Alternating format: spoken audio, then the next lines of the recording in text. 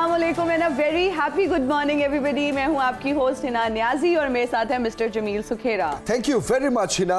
A very happy good morning and welcome to Suno Pakistan. 2 दिन से ये आवाज नहीं आ रही थी कि अस्सलाम वालेकुम, वेलकम टू सुनो पाकिस्तान। मैं हूं आपके साथ हिना नियाजी और मेरे साथ है जमील सुखेरा। तो आज हमें ये आवाज आ गई। मैं यही कहना चाहता था, यही कॉम्प्लीमेंट मैं आपको देना चाहता था कि आपके बगैर 2 दिन जो है वो मॉर्निंग शो की रौनकें जो है वो मांद पड़ी हुई थी। अरे थैंक यू जमील, मैंने भी वेलकम बैक और आपकी सेहत के लिए ढेरों दुआएं। Thank you so much. बस सब अपना बहुत ख्याल रखें क्योंकि ये viral infection is affecting everybody और बहुत बुरी तरह मुझे भी अफेक्ट किया। बिल्कुल आपकी जो है ना एनर्जी नहीं होती, इवन आप चलना भी जो है ना आपके लिए मुहाल हो जाता है। लेकिन अल्हम्दुलिल्लाह I am doing better today और यहाँ पर मैं अपनी मैनेजमेंट का ज़रूर शुक्रिया अदा करना चाहूँगी। When I told them that I am not well, usually morning shows में छुट्टी लेना जो है बहुत मुश्किल हो जाता है, बहुत कॉम्प्लिकेशंस होती हैं छुट्टी लेने में, लेकिन दे वर वेरी अकोमोडेटिंग और उन्होंने कहा जब तक आप ठीक नहीं होती आप आराम से छुट्टी लें और फिर आप आराम से आ जाइएगा। So I think I'm doing fine. Thank you Jameel. और दोबारा अब आपने बीमार नहीं होना। जी जी जी बेहतर जी बेहतर डॉक्टर साहब। अच्छा देखिए, मुझे लगता है ना आप बहुत ज्यादा सोशलाइज करती हैं। हाँ जी, इसलिए भी ज्यादा जर्म्स के साथ एक्सपोज होती हैं आप। That is the point. This is the main reason, yes. क्योंकि अगर आपकी कैलकुलेटेड सी लाइफ हो ना, आप जिम जा रहे हैं, घर जा रहे हैं, ऑफिस जा रहे हैं या पार्क जा रहे हैं, तो फिर तो बहुत बेस्ट होता है कि आपका बड़ा लिमिटेड सा सर्कल होता है। लेकिन 2 दिन पहले ही ओसीडी पे बात कर रहे थे हम। हाँ जी, ठीक है। और हिना यही सारी बातें कर रही थी कि हम जितना ज्यादा जर्म से एक्सपोज होते हैं उतना जल्दी हम बीमार होते हैं। तो खैर, जिस तरह हिना ने कहा कि हम सबको अपनी सेहत का बहुत ख्याल रखना है, खास तौर पर ऐसे दिनों में जब वायरल बहुत ज्यादा हो रहा हो। तो जनाब आगे बढ़ते हैं और शो का आगाज करते हैं। सबसे पहले तो सुप्रीम कोर्ट ने पंजाब और खैबर पख्तूनख्वा की सूबाई असेंबलीज के इलेक्शन के मामले पर अज खुद नोटिस का फैसला सुनाते हुए 90 दिन में इन सूबों में इंतखाबात करवाने का हुक्म दे दिया है।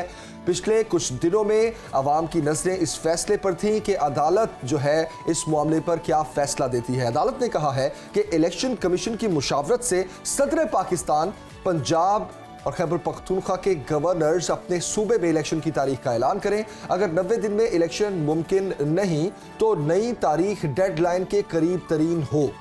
तो सुप्रीम कोर्ट ने अपने अक्सरियती फैसले में कहा है कि आम हालात में पंजाब के सूबाई इंतखाबात सदर मुमलिकत आरिफ अलवी की दी गई तारीख 4 अप्रैल 2023 को होने थे। अदालत के मुताबिक हमें ये बताया गया है कि अब 90 रोज़ की आईनी मुद्दत में अब इंतखाबात का इनेकाद मुमकिन नहीं है। अदालत के मुताबिक मुमकिन तौर पर कानून के बारे में गलत फहमी के नतीजे में इलेक्शन कमीशन ने इस मामले पर मुशावरत के लिए कोई इकदाम नहीं उठाया।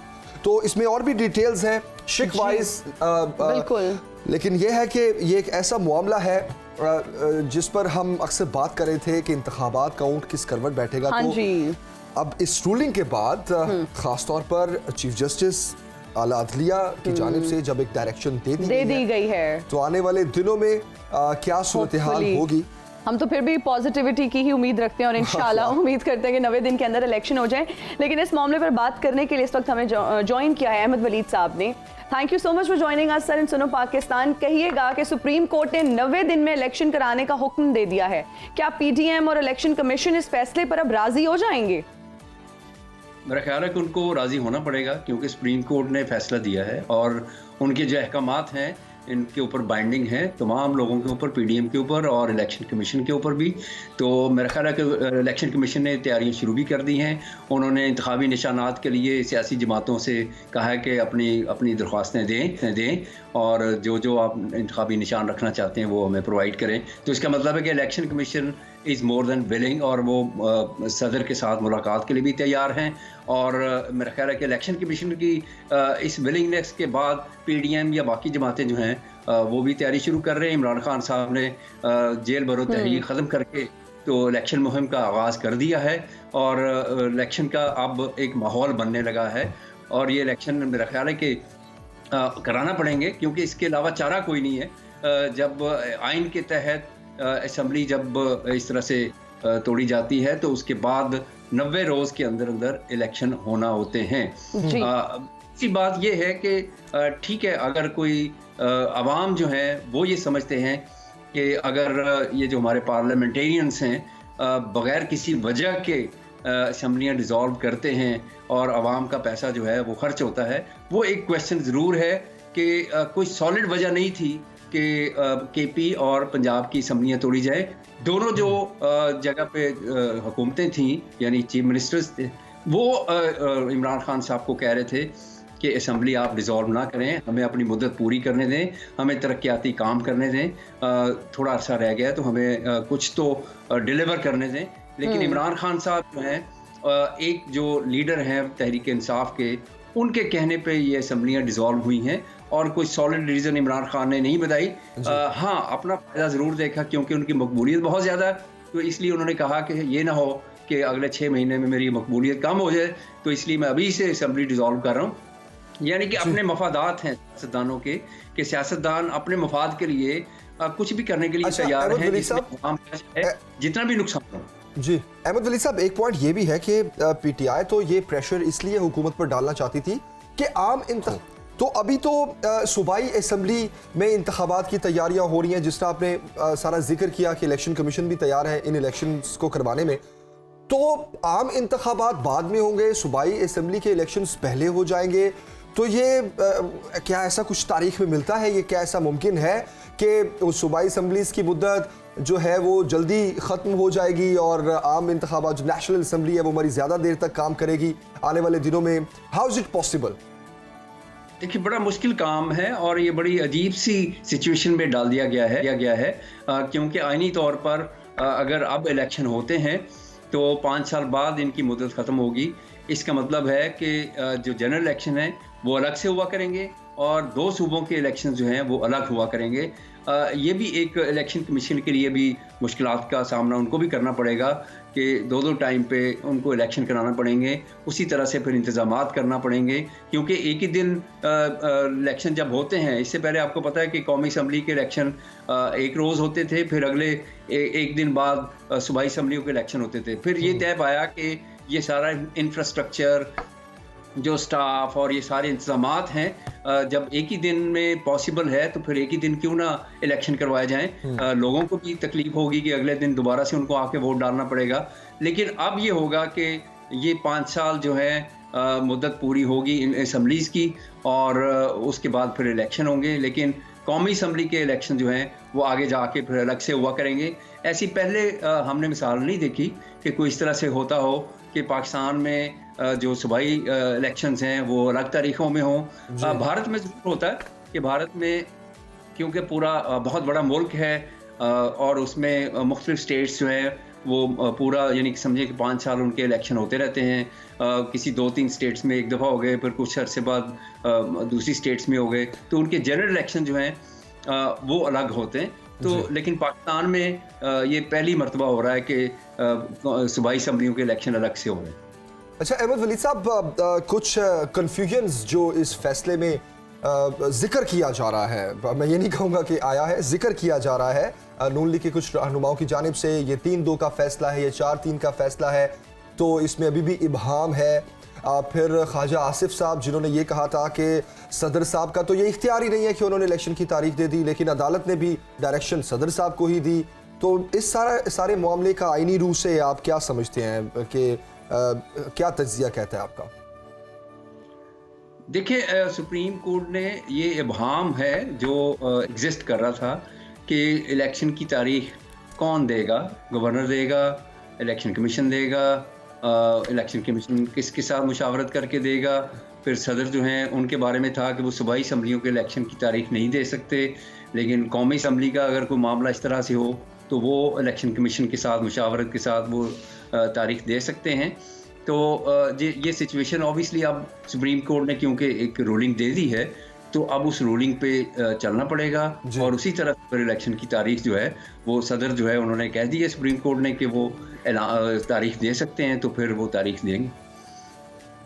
जी, और अफजल खान साहब भी हमारे साथ मौजूद हैं। अफजल खान साहब, इलेक्शन कमीशन का आज भी इजलास है, आपको क्या लगता है कि जो हमारे सदर साहब ने तारीख दे दी है क्या वही फाइनल होगी या फिर मामला आगे जाएगा और तारीख जो है वो आगे चली जाएगी? एक चीज आप ध्यान में रखें, कल का फैसला और उससे पहले लाहौर हाई कोर्ट का फैसला, आज तक जुडिशरी की एक जज ने भी ये नहीं कहा कि इसमें इबहाम है कि इलेक्शन 90 डेज के अंदर हो। जी बिल्कुल। 60 डेज और 90 डेज इसकी हद तोड़ने की किसी जज ने इजाजत नहीं दी। इस चीज को बहुत क्लियर इबाम किस चीज में है। उन्होंने कहा जी प्रेसिडेंट कर सकता है कि नहीं कर सकता। आपके तवज्जो से आम आदमी की समझ के लिए मैं बात बताता हूँ। ये अपने घर में मैं सरबराह हूँ, I am head of the family. अब आप कहते हैं कि जी बेटे की शादी हो तो उसमें तो आपका इख्तियार है, बेटी की शादी है तो उसमें आपका इख्तियार नहीं है। नहीं, ये इख्तियार नहीं है, जिम्मेदारी है बाप की। हेड ऑफ द स्टेट जो होता है, आपके पसंद का हो, एक देखो आईनी फैसले होते हैं और एक सियासी, एक अपनी ख्वाहिशात होती हैं। और अब ये अवाम को खुल के पता चलेगा कि कौन सी चीज। देखें, president of Pakistan should be respected by all Indian. और उसके बारे में कहा गया कि जी ये गैर आईनी बात उसने की। सुप्रीम कोर्ट ने बताया कि बिल्कुल आईनी थी और सुप्रीम कोर्ट ने, वो सुप्रीम कोर्ट है, ये वही सुप्रीम कोर्ट है जिसने 9 अप्रैल को रात को 12 बजे अदालतें खोल दी थी। लेकिन आज उसने एक फैसला करना था। ये आईन में साफ लिखा हुआ है और उसमें कोई ऐसी इबाम नहीं है कि इलेक्शन, देखें आईन कहता है कि कोई भी कॉन्स्टिट्यूएंसी में कोई बंदा फौत हो जाए जी, हम इलेक्शन कमीशन में हमारा एक विंग है जो इलेक्शन विंग के नाम से जाना जाता है, तो उसमें जो ही कोई बंदा फौत होता है या रिजाइन करता है तो वो ऑटोमेटिकली ऑपरेशनल हो जाता है कि विद इन 45 डेज, तकरीबन 60 डेज से पहले ही पहले उस जगह पे कोई दूसरा बंदा इलेक्ट होके आ जाए असेंबली में, ताकि वो जो कॉन्स्टिट्यूएंसी है वो डिसएनफ्रेंचाइज ना हो। तो ये चीज आप ध्यान में रखें कि अब 9 अप्रैल से आज तक कितने हमारी जो हलके हैं वहां के लोग डिसएनफ्रेंचाइज हैं। एक्चुअली ये तमाम आइन के खिलाफ हैं। इसी तरीके से ईवीएम को इलेक्शन से, ये प्रोसेस से उड़ा देना। आप किसी भी सुपरमार्केट में जाते हैं, सौदा खरीदते हैं, तो वहां पे आखिर में जब बिल की पेमेंट होती है, ये ईवीएम तकरीबन वही चीज है। इसमें सिर्फ अलबत्ता ये है कि जो लोग खुद जमा और तफरीक करते हैं तो उसमें रिगिंग के, मैन्यूवर के चांसेस होते हैं। जब कंप्यूटर या कैलकुलेटर होता है तो उसमें आप ऐसे नहीं कर सकते। उसको जो ये हटाई गई है, actually this is a bad legislation. इसी तरीके से जो हमारे ओवरसीज पाकिस्तानियों को राइट वोट है वो इन्होंने असेंबली के जरिए खत्म कर दिया। वाई? बिकॉज दे, उनके ख्याल में वो किसी एक खास पार्टी को वोट देंगे। देखें, आप पाकिस्तानियों को डिसएनफ्रेंचाइज नहीं कर सकते, ये आइन के खिलाफ। तो अभी ये हद कर दी थी कि 90, और एक चीज याद रखें कि 90 दिन का जो ये लिमिट है, एक दफा जियाउल हक साहब ने 90 दिन का कहकर इसको आगे बढ़ाया, फिर वो 9 और 11 साल चला। इसी तरीके से मुशर्रफ साहब ने इसको कितना अरसा, तो बात अच्छा, है अफजल खान साहब, इलेक्शन कमीशन ने गवर्नर से मुशावरत का फैसला किया है, तो अगर दोनों जानिब से मामला किसी हतमी नुक्ते पर नहीं पहुंचता तो क्या दोबारा अदालत जाया जाएगा? क्योंकि हमने देखा कि पहले जब गवर्नर से मुशावरत की बात हुई तो गवर्नर्स ने कहा कि हम तो तारीख नहीं देंगे, ना असेंबलीज हमने तहलील की, हम साइन भी नहीं करेंगे। तो इस मामले का क्या होगा फिर? अभी ये सोचना भी नहीं, इसलिए कि जितना वो एक गवर्नर साहब के बारे में उन्होंने कह दिया है कि इन्होंने आइन की मुखालफत में, ये KPK वाले ने, और इस तरह पंजाब वाले के बारे में उन्होंने कह दिया कि प्रेसिडेंट की बात प्रिवेल करेगी। तो अब, और इन दोनों का मैं आपको बता दूं, ये दोनों पॉलिटिकल एनिमल्स हैं। इनकी जो आइंदा फ्यूचर में ये किसी भी चीज के लिए, अगर अभी भी हो सकता है कि इसके बाद में सुप्रीम कोर्ट इनसे इनको कोई पनिशमेंट दे, इसलिए कि देखें जब तक तादीब नहीं होगी, जब तक सजा नहीं होगी, उस वक्त तक लोग आइन तोड़ने में जुर्रत करेंगे। और ये इन्होंने जो जिसने भी किया, देखें हम पाकिस्तान से लिए डेमोक्रेसी चाहते हैं और डेमोक्रेसी आइन का नाम है, आइन को इन लेटर एंड स्पिरिट फॉलो करने का नाम है। जी जी बिल्कुल। ये कभी पहले हुआ है कि जी मैंने नहीं देनी और उसने नहीं देनी और प्रेसिडेंट ने दी है तो प्रेसिडेंट ने तो आइन के खिलाफ वर्जी कर दी? देखे, president is the head of the family, वो बाप है, और उसके साथ जो भी बेअदबी करेगा वो लोगों की नजर से गिर जाएगा, मेरी नजर से यकीनन गिरेगा। इसलिए कि उसने कोई गलत बात नहीं की, जी। अगर कोई गलत बात की होती तो कल सुप्रीम कोर्ट के फैसले में आ जाता। बात यह है कि पाकिस्तान में हमने इंतखाबात की तरफ जाना है। अच्छा, फिर अभी एक बात की उन्होंने कि जी कहीं पे ये इंतखाबात अगर हर सूबे में अलग हों तो इलेक्शन कमीशन पूरी तरीके से उस एक सूबे के ऊपर तमाम अपने जो रिसोर्सेज जमा करके एक अच्छा इंतखाब कर सकती है। लेकिन मैं आपको अभी भी बता दूं, ये दोनों इलेक्शन के साथ साथ नेशनल इलेक्शन होंगे अगर ये सियासतदानों में वो आगे देखने का विजन है। इसलिए इन इलेक्शन में जिस तरीके से अब तक जितने इलेक्शन हो रहे हैं 70-80% वो एक पार्टी जीत रही है। अफजल खान साहब जरा क्विकली बताइएगा, आप चूंकि साबिक एडिशनल सेक्रेटरी भी रहे हैं इलेक्शन कमीशन में, तो अभी जो इस रूलिंग को फॉलो किया जाना है इसमें जो हम पहले डिस्कस कर रहे थे कि सूबाई असम्बलीज के इलेक्शन अगर पहले हो जाते हैं, आम इंतखाबात बाद में होते हैं, तो ये असम्बली 5 साल जो है वो 5 साल के लिए बनेगी, फिर आम इंतखाबात हो, तो क्या ऐसा पॉसिबल है? और अगर ऐसा होता है तो क्या इलेक्शन कमीशन के लिए इस तरह से इंतखाबात करवाना ज्यादा आसान है, ज्यादा शफाफ इंतखाबात होंगे? बहुत ज्यादा, यही मैं कह रहा हूँ कि मैं कहता हूँ कि हर सूबे में अलग अलग दिन हो तो भी, ताकि तमाम जितने रिसोर्सेज हैं वो एक सूबे के ऊपर वो मरकूज हो जाए और वहाँ पे जो रूल ऑफ लॉ है वो बेहतर तरीके से और मैनेज बेहतर तरीके से होता है। और हिंदुस्तान में होता है, बाकी सारी दुनिया में होता है। ये कहीं पे फर्ज नहीं है कि जी एक ही दिन में हो। या देखो, जो ये मुशर्रफ साहब ने लोकल गवर्नमेंट इलेक्शन कराए थे और फेज वाइज कराए थे जी, 2-2, 3-3 डिवीजन में, तो इससे कोई फर्क नहीं पड़ता। अलबत्ता सियासी जमातें ये देख सकती हैं कि देखो अगर ये 2 सूबे, और इसमें कोई शक नहीं है कि कौन सी पार्टी जीतेगी, ये वो वाहिद इलेक्शन है कि उसके नताइज का सबको इलेक्शन से पहले ही इल्म है कि कौन सी पार्टी जीतेगी। तो जो पार्टी जीतती है फिर जो जीते उहदे नाल, तो उसके बाद जो अगले इलेक्शन आएगा, इसलिए मैं आपको ये कह रहा हूँ, दिस इज माई प्रेडिक्शन, कि आप देखेंगे कि ये जो पॉलिटिकल पार्टीज अगर कुछ थोड़ा बहुत अपना भरम कायम रखना चाहती है तो ये पूरा इलेक्शन, जनरल इलेक्शन एक ही दिन कराने के ऊपर राजी होंगी और उसके लिए फिर वो पार्लियामेंट में ये डिसाइड कर सकते हैं कलेक्टिवली कि किस दिन होंगे। तो ये फिर तो होंगे मेरे ख्याल में 90% दोनों इलेक्शन यानी जनरल इलेक्शन ये पीडीएम के फेवर में होगा। तो अगर ये स्कैटर्ड इलेक्शन होते हैं तो पीडीएम के लिए दोबारा असेंबलियों में आना, और वो आप एक समझें कि बहुत उनके लिए मुश्किल हो जाएगा। इसलिए कि जो हालात 10 महीने से किए उन्होंने और जो फैसले इन्होंने किए, तो जो लोग पहले इनके साथ थे भी, आज 10 करोड़ से ज्यादा लोग गुर्बत के लाइन से नीचे जा चुके हैं। और आने वाले जो हर दिन है वो किस कदर लोगों के लिए और गरीब तरीन लोगों के लिए, देखो एम्पैथी होनी चाहिए।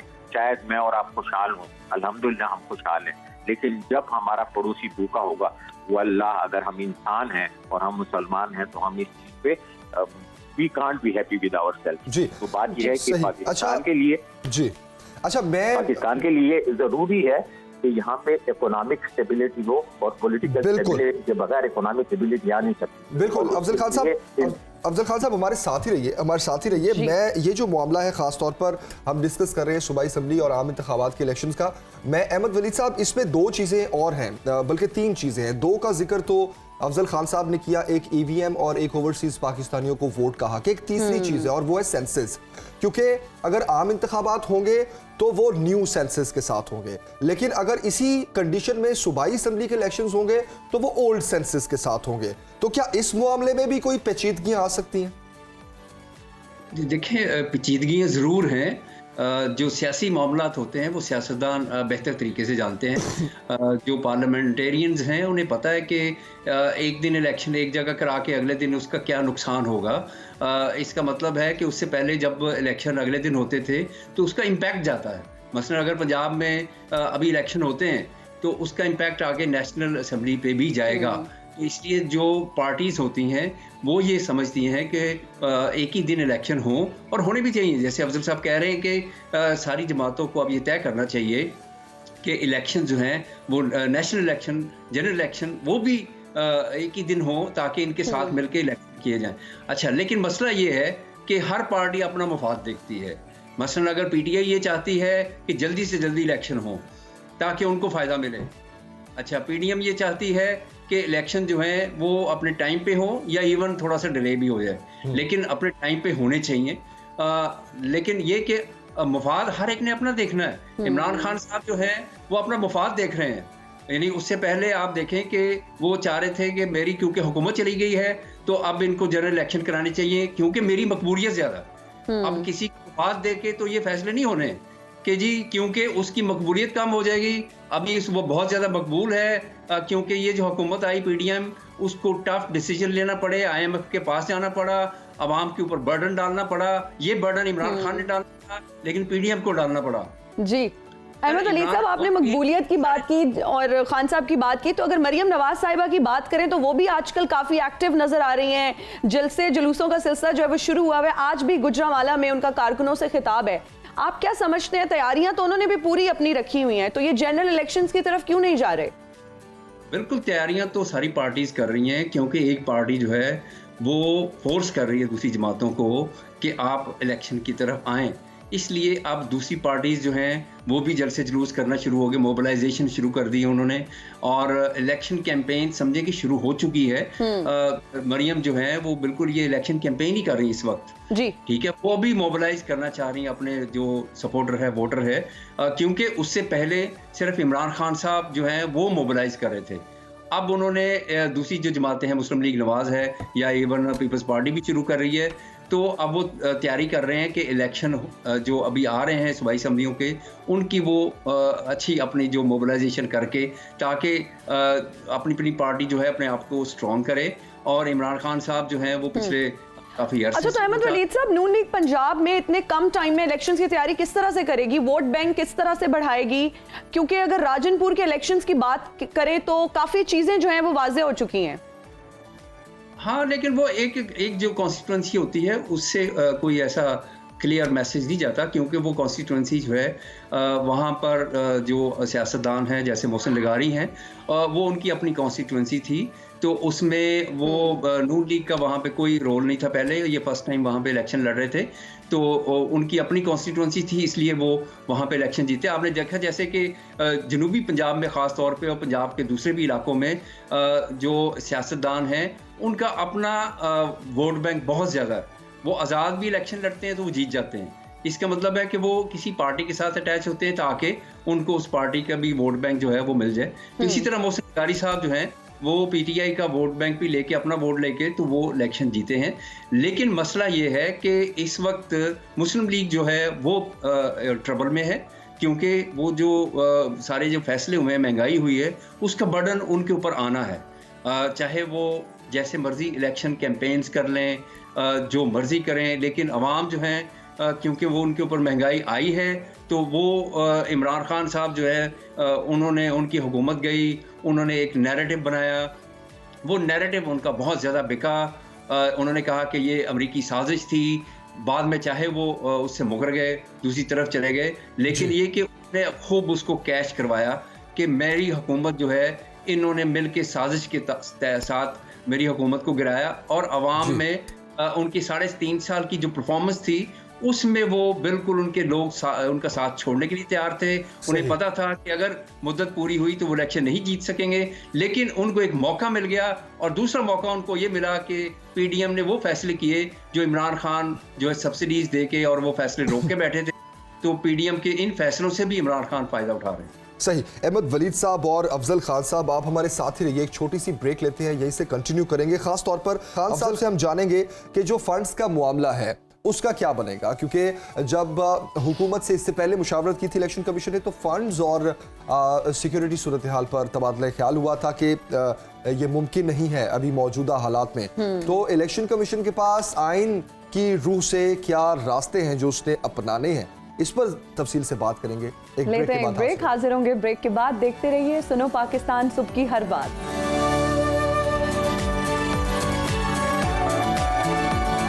एक बार फिर खुश आमदेद, आप देख रहे हैं सुनो पाकिस्तान। अफजल खान साहब, अभी कुछ बात करते हैं फंड्स के मामले पर और सिक्योरिटी सूरत हाल के मामले पर। इलेक्शन कमीशन के पास जब पहले ये मामला आया सूबाई असम्बलीज में इलेक्शन का, तो हुकूमत से जब मुशावरत की इलेक्शन कमीशन ने, तो हुकूमत ने कहा कि अभी फिलहाल फंड्स नहीं है।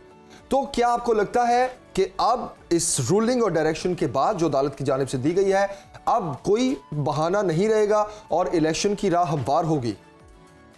आपका बहुत शुक्रिया, आपने ये मुझे मौका दिया कि मैं एक ये फंड्स की बड़ी बात होती है, लेकिन इससे पहले मैं अहमद वलीद साहब की बात पे जरा क्लियर करना चाहता हूँ कि उन्होंने कहा कि जी अभी इस वक्त एक सियासी जमात इलेक्शन के लिए पुश कर रही है इसलिए कि वो मकबूल है।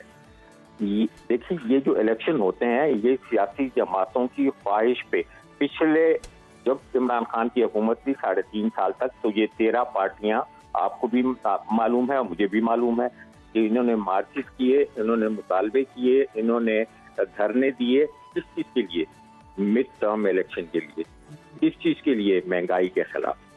तो अब वो मिड टर्म नहीं, अब तो ऑलमोस्ट टर्म ही खत्म हो रही है और आईन की जरूरत है कि जब असेंबलियां, अगर इंडिविजुअली बंदा रिजाइन करता है या फोर्थ होता है तो 60 दिन के अंदर इलेक्शन करना आईन की रिक्वायरमेंट है। और अगर असेंबली टूटती है, असेंबली डिसॉल्व होती है, तो 90 दिन के अंदर अंदर इलेक्शन करना ये आईन की, ये किसी की ख्वाहिश और नाख्वाहिशी पे नहीं कि आजकल मेरी हवा नहीं चल रही तो मेरे इलेक्शन ही नहीं होंगे। ये आईन के खिलाफ वर्जी है। और ये जो कल का फैसला आया है ना अदलिया का, एक बात करना आपकी तवज्जो से आम आदमी को समझ सकते हैं, अदलिया को जो लोग जमहूरियत पसंद है वो सलाम करते हैं कि उन्होंने इस चीज को अलाउ नहीं किया, इसको परमिट नहीं किया कि ये 90 दिन की जो बैरियर है या ब्रेकर है ये तोड़ा जाए। जिससे कि एक दफा टूट जाए तो फिर ये सालों पे मुफीद होता है और पाकिस्तान ने इसको एक्सपीरियंस किया है। शुक्र है खुदा का कि ये सेनेटी प्रिवेल हुई है और सियासी जमातें भी इसमें शरीक हुई है। देखो, जैसे जब आप इलेक्शन लड़ते हैं तो आप कोई गेम लड़ते हैं स्पोर्ट्स, तो कभी हारते हैं कभी जीतते हैं, तो जीत और हार इस हर गेम का हिस्सा है, पॉलिटिकल गेम का भी हिस्सा है। और ज़हनी तौर पर बंदा one should try for the best but should be prepare for the worst. दूसरी बात, आपने फंड्स की बात की, एक चीज आपको मैं क्लियर कर दूं कि जब हमने 2013 का इलेक्शन किया था उसका खर्चा जो था इनिशियली हमारे पास 1.5 अरब रुपए थे और वो काफी थे। फिर हमने, अगर ज्यादा खर्चा कोई हुआ भी है, लेकिन it was never more than 5 or 10 billion. अभी 40 बिलियन और 70 बिलियन की बात हो रही है। इसका मतलब है कि कोई वेस्टेज है, कोई लीकेज है और कोई आउट ऑफ प्रोपोर्शन।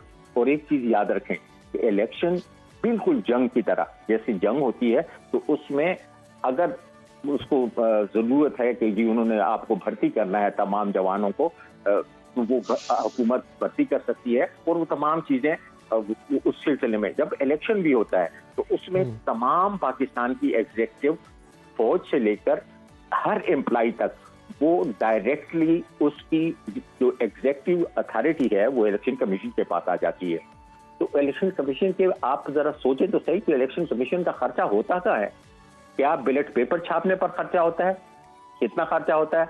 हमारे पास जो सरकारी प्रिंटिंग प्रेस है उसी से हम छपवाते हैं और उस पर इतना कोई बिलियंस रुपीस खर्च नहीं होते। उसके अलावा जो रिटर्निंग अफसर हैं और दूसरा जो इलेक्शन का स्टाफ होता है, सारी दुनिया में ये वॉलंटियर्स होते हैं। जिसने भी बरतानिया को विजिट किया होगा वहाँ 1-2 आम वॉलंटियर बैठे होते हैं और आप जाते हैं, अपना कार्ड दिखाते हैं और अपना वोट डाल के आ जाते हैं। इस तरीके से नहीं होता। और ना वहाँ पे लोग ये ऐसी रिगिंग और बदमाशी और गुंडागर्दी करते हैं, मसल दिखाते हैं। यहाँ वहाँ पे मनी का इस्तेमाल होता है। ये तमाम खराबियां थर्ड वर्ल्ड कंट्रीज में है जहाँ सियासी माफिया, कब्जा माफिया और माइर और मसल और मलेशिया वाले लोग, गुंडागर्दी करने वाले लोग उसको कब्जा कर लेते हैं। जैसे कराची में होता था, इस तरह हमारे ट्राइबल एरिया में होता था। लेकिन अब काफी चीजें इंप्रूव कर गई हैं। ठीक है। और अफजल खान साहब क्विकली जरा कमेंट कर दें इसी में कि अब अदालत की जानिब से हुक्म आने के बाद इलेक्शन कमीशन की आइन के मुताबिक डायरेक्शन क्या है? एक चीज आपको मैंने पहले भी बताई, दोबारा क्लियर कर लूं और अच्छा है कि आपकी तवज्जो से लोगों को भी पता चल जाए कि already election commission was dragging its feet। जी देखो, एक इदारा बना ही, अब फर्क क्या, आज हमारे ऊपर हिंदुस्तान हमला कर दें तो क्या हमारी फौज कहेगी कि नहीं अभी मैं तैयार नहीं हूँ, अभी मेरा मूड नहीं है, अभी मैं 6 महीने, अभी 3 महीने? ऐसे नहीं होता। इंतखाबात भी 24 घंटे हम तैयार रहते हैं। मैंने आपको बताया कि ये हमारा प्रोसेस होता है, जो ऊपर वाले लोग जो फैसला करते हैं। और अभी भी मैं आपको बता दूं कि जो इलेक्शन विंग है उन्होंने यूं ही असेंबली डिसॉल्व हो गई तो उन्होंने एक उनको ऊपर फाइल भेजी कि जी इन दिनों में जो आईनी रिक्वायरमेंट है, इन दिनों के अंदर ये इलेक्शन हो सकता है। उसमें ऐसे जैसे मुहर्रम आता है या ईद आती है, वो दिन सिर्फ हटा के वो फिर बाकी वो उन दिनों के हिसाब से, तो ये ऑलमोस्ट 45 डेज में इलेक्शन हो सकता है। बिल्कुल ठीक हो गया। बिल दे। और दूसरा ये कि तमाम लोग जिनकी सर्विसेज इलेक्शन कमीशन रिक्वायर करेगा वो ना नहीं कर सकते। अगर वो ना करेंगे तो एक तरफ उनकी नौकरी से डिसमिसल होगी, दूसरी तरफ वो जेल जाएंगे। बिल्कुल ठीक हो गया। मकसद ये है कि इलेक्शन कमीशन के पास इतना इख्तियार होता है और उसको पैसे की इतनी बड़ी पैसों की जरूरत है ही नहीं कि पैसा एक इशू बन जाए। अलबत्ता बिल होनी चाहिए और बिल अभी होगी। अभी एक बात सुन लें, अभी इलेक्शन कमीशन ने ऑलरेडी वो ऐसे वो जो थ्रेश होल्ड पे आया हुआ है, तो इससे अगर थोड़ा भी आगे जाएगा तो आर्टिकल 6 के तहत आ जाएगा और ऐसा कोई भी इनमें करना भी नहीं चाहिए हमें। इनकी देखो, हम जितने भी गवर्नमेंट के मुलाजिम होते हैं या जो भी आप एक कुर्सी लेते हैं, आप एक ओथ लेते हैं कि you would be loyal to the constitution of Pakistan, और जो कॉन्स्टिट्यूशन तुम्हारी ड्यूटी है उससे आपने एस्केप नहीं करना, उसको आपने ऑनेस्टली, सिंसियरली और सेल्फलेसली उसको अदा करना है। और अभी ये अदा करेंगे, अगर नहीं अदा करेंगे आप जहन से निकाल लें। मैं तो 99% श्योर हूँ कि आप देखेंगे आज ये प्रेसिडेंट के साथ भी मुलाकात करेंगे और इनकी अच्छी खबरें आएंगी। इसलिए मजीद अगर ये क्रॉस करेंगे लाइन तो वही रेड लाइन होगी। और ठीक हो गया। अफजल खान साहब, यहाँ पर हम अहमद वलीद साहब का भी एक कमेंट लेना चाहेंगे। जेल भरो तहरीक जो है वो खान साहब ने खत्म कर दी है। अहमद वलीद साहब, क्या समझते हैं इसके आगाज को, इसके इख्तिताम को आप किस तरह से देखते हैं? देखें, ये जो इनका जेल भरो इनकी मुहिम थी, जो कैंपेन उन्होंने चलाई, वो उस तरह से इफेक्टिव नहीं रही। कुछ लोग जगहों पे आपने देखा कि शहरों में गिरफ्तारियां दी, फिर उसके बाद वो कहते जी हमारी जमानतें करवाएं। कुछ लोग शहरों में आए नहीं, लोग कुछ शहरों में आए भी। ऑब्वियसली ये टैक्टिक्स थे पाकिस्तान तहरीक इंसाफ के कि अपने आप को एक्टिव रखें। अब क्योंकि उनको फौरी तौर पे इलेक्शन की वो मिल गया सुप्रीम कोर्ट की तरफ से, उन्होंने फौरी तौर पर वो जो जेल भरो थी कैंपेन उनकी, वो उन्होंने ख़त्म कर दी। क्योंकि पार्टी जो है, हर पार्टी चाह रही होती है कि वो अपने आप को थोड़ा इंटरेक्ट रखे अपने लोगों के साथ, वोटर्स को भी एक्टिव रखे, अपने सपोर्टर्स को भी एक्टिव रखे। तो वो इस तरह की कैंपेन जो हैं वो लॉन्च करते रहते। इसी तरह से ये जेल भरो जो उनकी कैंपेन। तो अहमद वलीद साहब, जो गिरफ्तारियां हुई फिर उनका क्या बनेगा? बस उनकी वो जमानतें करवा रहे हैं। कुछ को नज़रबंद किया हुआ था, अब वो नज़रबंदी जो है वो देखें कि हुकूमत के किस तरह से ख़त्म करनी है। अगर कोई ऐसा मसला हुकूमत देखती है कि नहीं है तो वो मेरे ख्याल उनको छोड़ देंगे, कोई ऐसा इशू नहीं है उसमें। अहमद वलीद साहब, अक्सर देखने में आया है कि वर्कर बेचारा ऐसे मामलात में फिस जाता है। अब अगर ये ज़मानतों वाला मामला जो है वो जो बड़े रहनुमा हैं उनकी ज़मानतें तो फ़ौरन हो जाएंगी, लेकिन अक्सर देखने में आया कारकुन बेचारे फंसे रहते हैं कई अरसा। जो बड़े लीडर्स हैं उनकी जिम्मेदारी है, पार्टी की जिम्मेदारी है कि अपने तमाम कारकुनों की ज़मानतें करवाएं और उनकी हेल्प करें, वरना फिर वो मायूसी होगी उनको कि उन्होंने ये एक्शन अपने लीडर के कहने पे किया और उसके बाद उसको किसी ने पूछा ही नहीं। अहमद वलीद साहब, बहुत शुक्रिया आपके वक्त का, और अफजल खान साहब आपका भी बहुत शुक्रिया। हमने तफसील से इस मामले पर कि अदालत के हुक्म के बाद इलेक्शन कमीशन की अब डायरेक्शन क्या होगी, गवर्नर्स के साथ मुलाकात और मुशावरत के बाद हुकूमत के साथ क्या बात होगी इलेक्शन कमीशन की, क्योंकि इलेक्शन कमीशन इंतखाबात करवाने के लिए तैयार है और पार्टीज़ ने भी अब अपने अपने ये तैयारियां शुरू कर दी हैं। तो अब देखना यह है कि आम इंतखाबात की तरफ जाने का माहौल भी बनता है या फिर पहले पंजाब और केपी असम्बलीज के इलेक्शंस ही होंगे। एग्जैक्टली और फिर ये जो डिजिटल मरदमशुमारी का भी कहा जा रहा है, बहुत सारे लोग फिर जमील इस पे ये भी कह रहे थे कि ये भी this could be one of the reasons के इलेक्शंस जो हैं वो डिले हो जाएं, क्योंकि जो 7वीं प्रॉबेबली मरदमशुमारी शुरू हुई है डिजिटल, इसकी वजह से भी ताखीर हो सकती है। मैं यू राइट हिना, यही मैं सवाल अहमद वलीद साहब से भी कर रहा था, क्योंकि बेसिकली जो नए सेंसस के साथ आम इंतखाबात वाली बात है ना, वो आम इंतखाबात के लिए लाइक तमाम सूबाई असम्बलीज और नेशनल असम्बलीज के लिए। लेकिन अगर इन हालात में जब असम्बलीज डिसॉल्व हुई हैं और डिसॉल्व असम्बलीज के दोबारा इलेक्शन होने हैं तो उसके लिए नए सेंसस की जरूरत नहीं है आइन के मुताबिक भी। तो इसलिए ऐसा ना हो कि इसमें भी कोई इबाम या कंफ्यूजन पैदा हो। बिल्कुल। अभी जनाब एक ब्रेक लेते हैं, ब्रेक के बाद हाजिर होंगे ब्रेक के बाद। देखते रहिए सुनो पाकिस्तान, सुबह की हर बात। And we're right back after the break. You're watching सुनो पाकिस्तान और मैं और जमील अक्सर की बात करते रहते हैं कि वेडिंग सीजन चल रहा था, बहुत सारी शादियां हो रही थी, तो पाकिस्तान में भी बहुत सारे सुपरस्टार्स की, बहुत सारे एक्टर्स की शादियां हुई, क्रिकेटर्स की हमने शादियां देखी, लेकिन फिर जब शादी का मामला आता है तो बहुत सारे लोग जो हैं वो इन्वेजन ऑफ प्राइवेसी नहीं चाहते। उनको लगता है कि उनकी प्राइवेसी का ख्याल रखा जाए, इंटैक्ट रखा जाए, और जो तस्वीर हैं जो कि बहुत पर्सनल होती हैं, फैमिली इन्वॉल्व होती है, आपकी अपनी ज़रूरी नहीं है कि आप हर किसी को शामिल करना चाहिए, आप चाहें कि सोशल मीडिया पे जितने भी लोग हैं, क्योंकि फिर क्रिटिसिज्म भी उस तरह से आपको फेस करना पड़ता है। और जब स्टार्स होते हैं तो उनकी अपनी एक पर्सनल लाइफ होती है जिसको अक्सर वो प्राइवेट रखना चाहते हैं, और अक्सर ये जिक्र किया जाता है कि जी हमारी शादी की जो तस्वीर हैं, जो वीडियोस हैं, उनको सोशल मीडिया पर जो है वो अपलोड ना किया जाए। ऐसा ही और हुआ। हिना जो जिक्र कर रही हैं आप, वाकई ये जब एक प्राइवेसी ब्रीच होती है ना, तब मामला जो है वो फिर डिस्कस भी होता है और आइन कानून के मुताबिक भी उस पर बात होती है।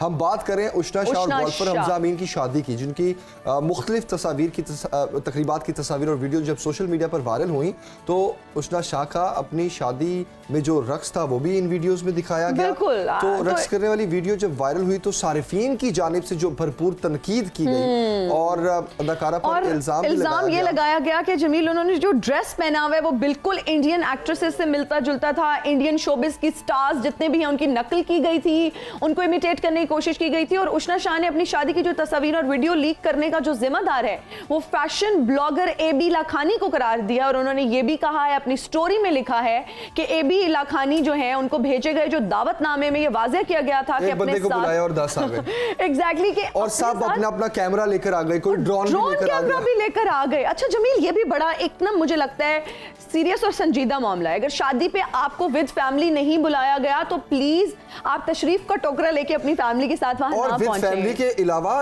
विद फ्रेंड्स भी नहीं बुलाया तो आपने फ्रेंड्स लेकर नहीं जाने। हाँ, अब वैसे होना चाहिए।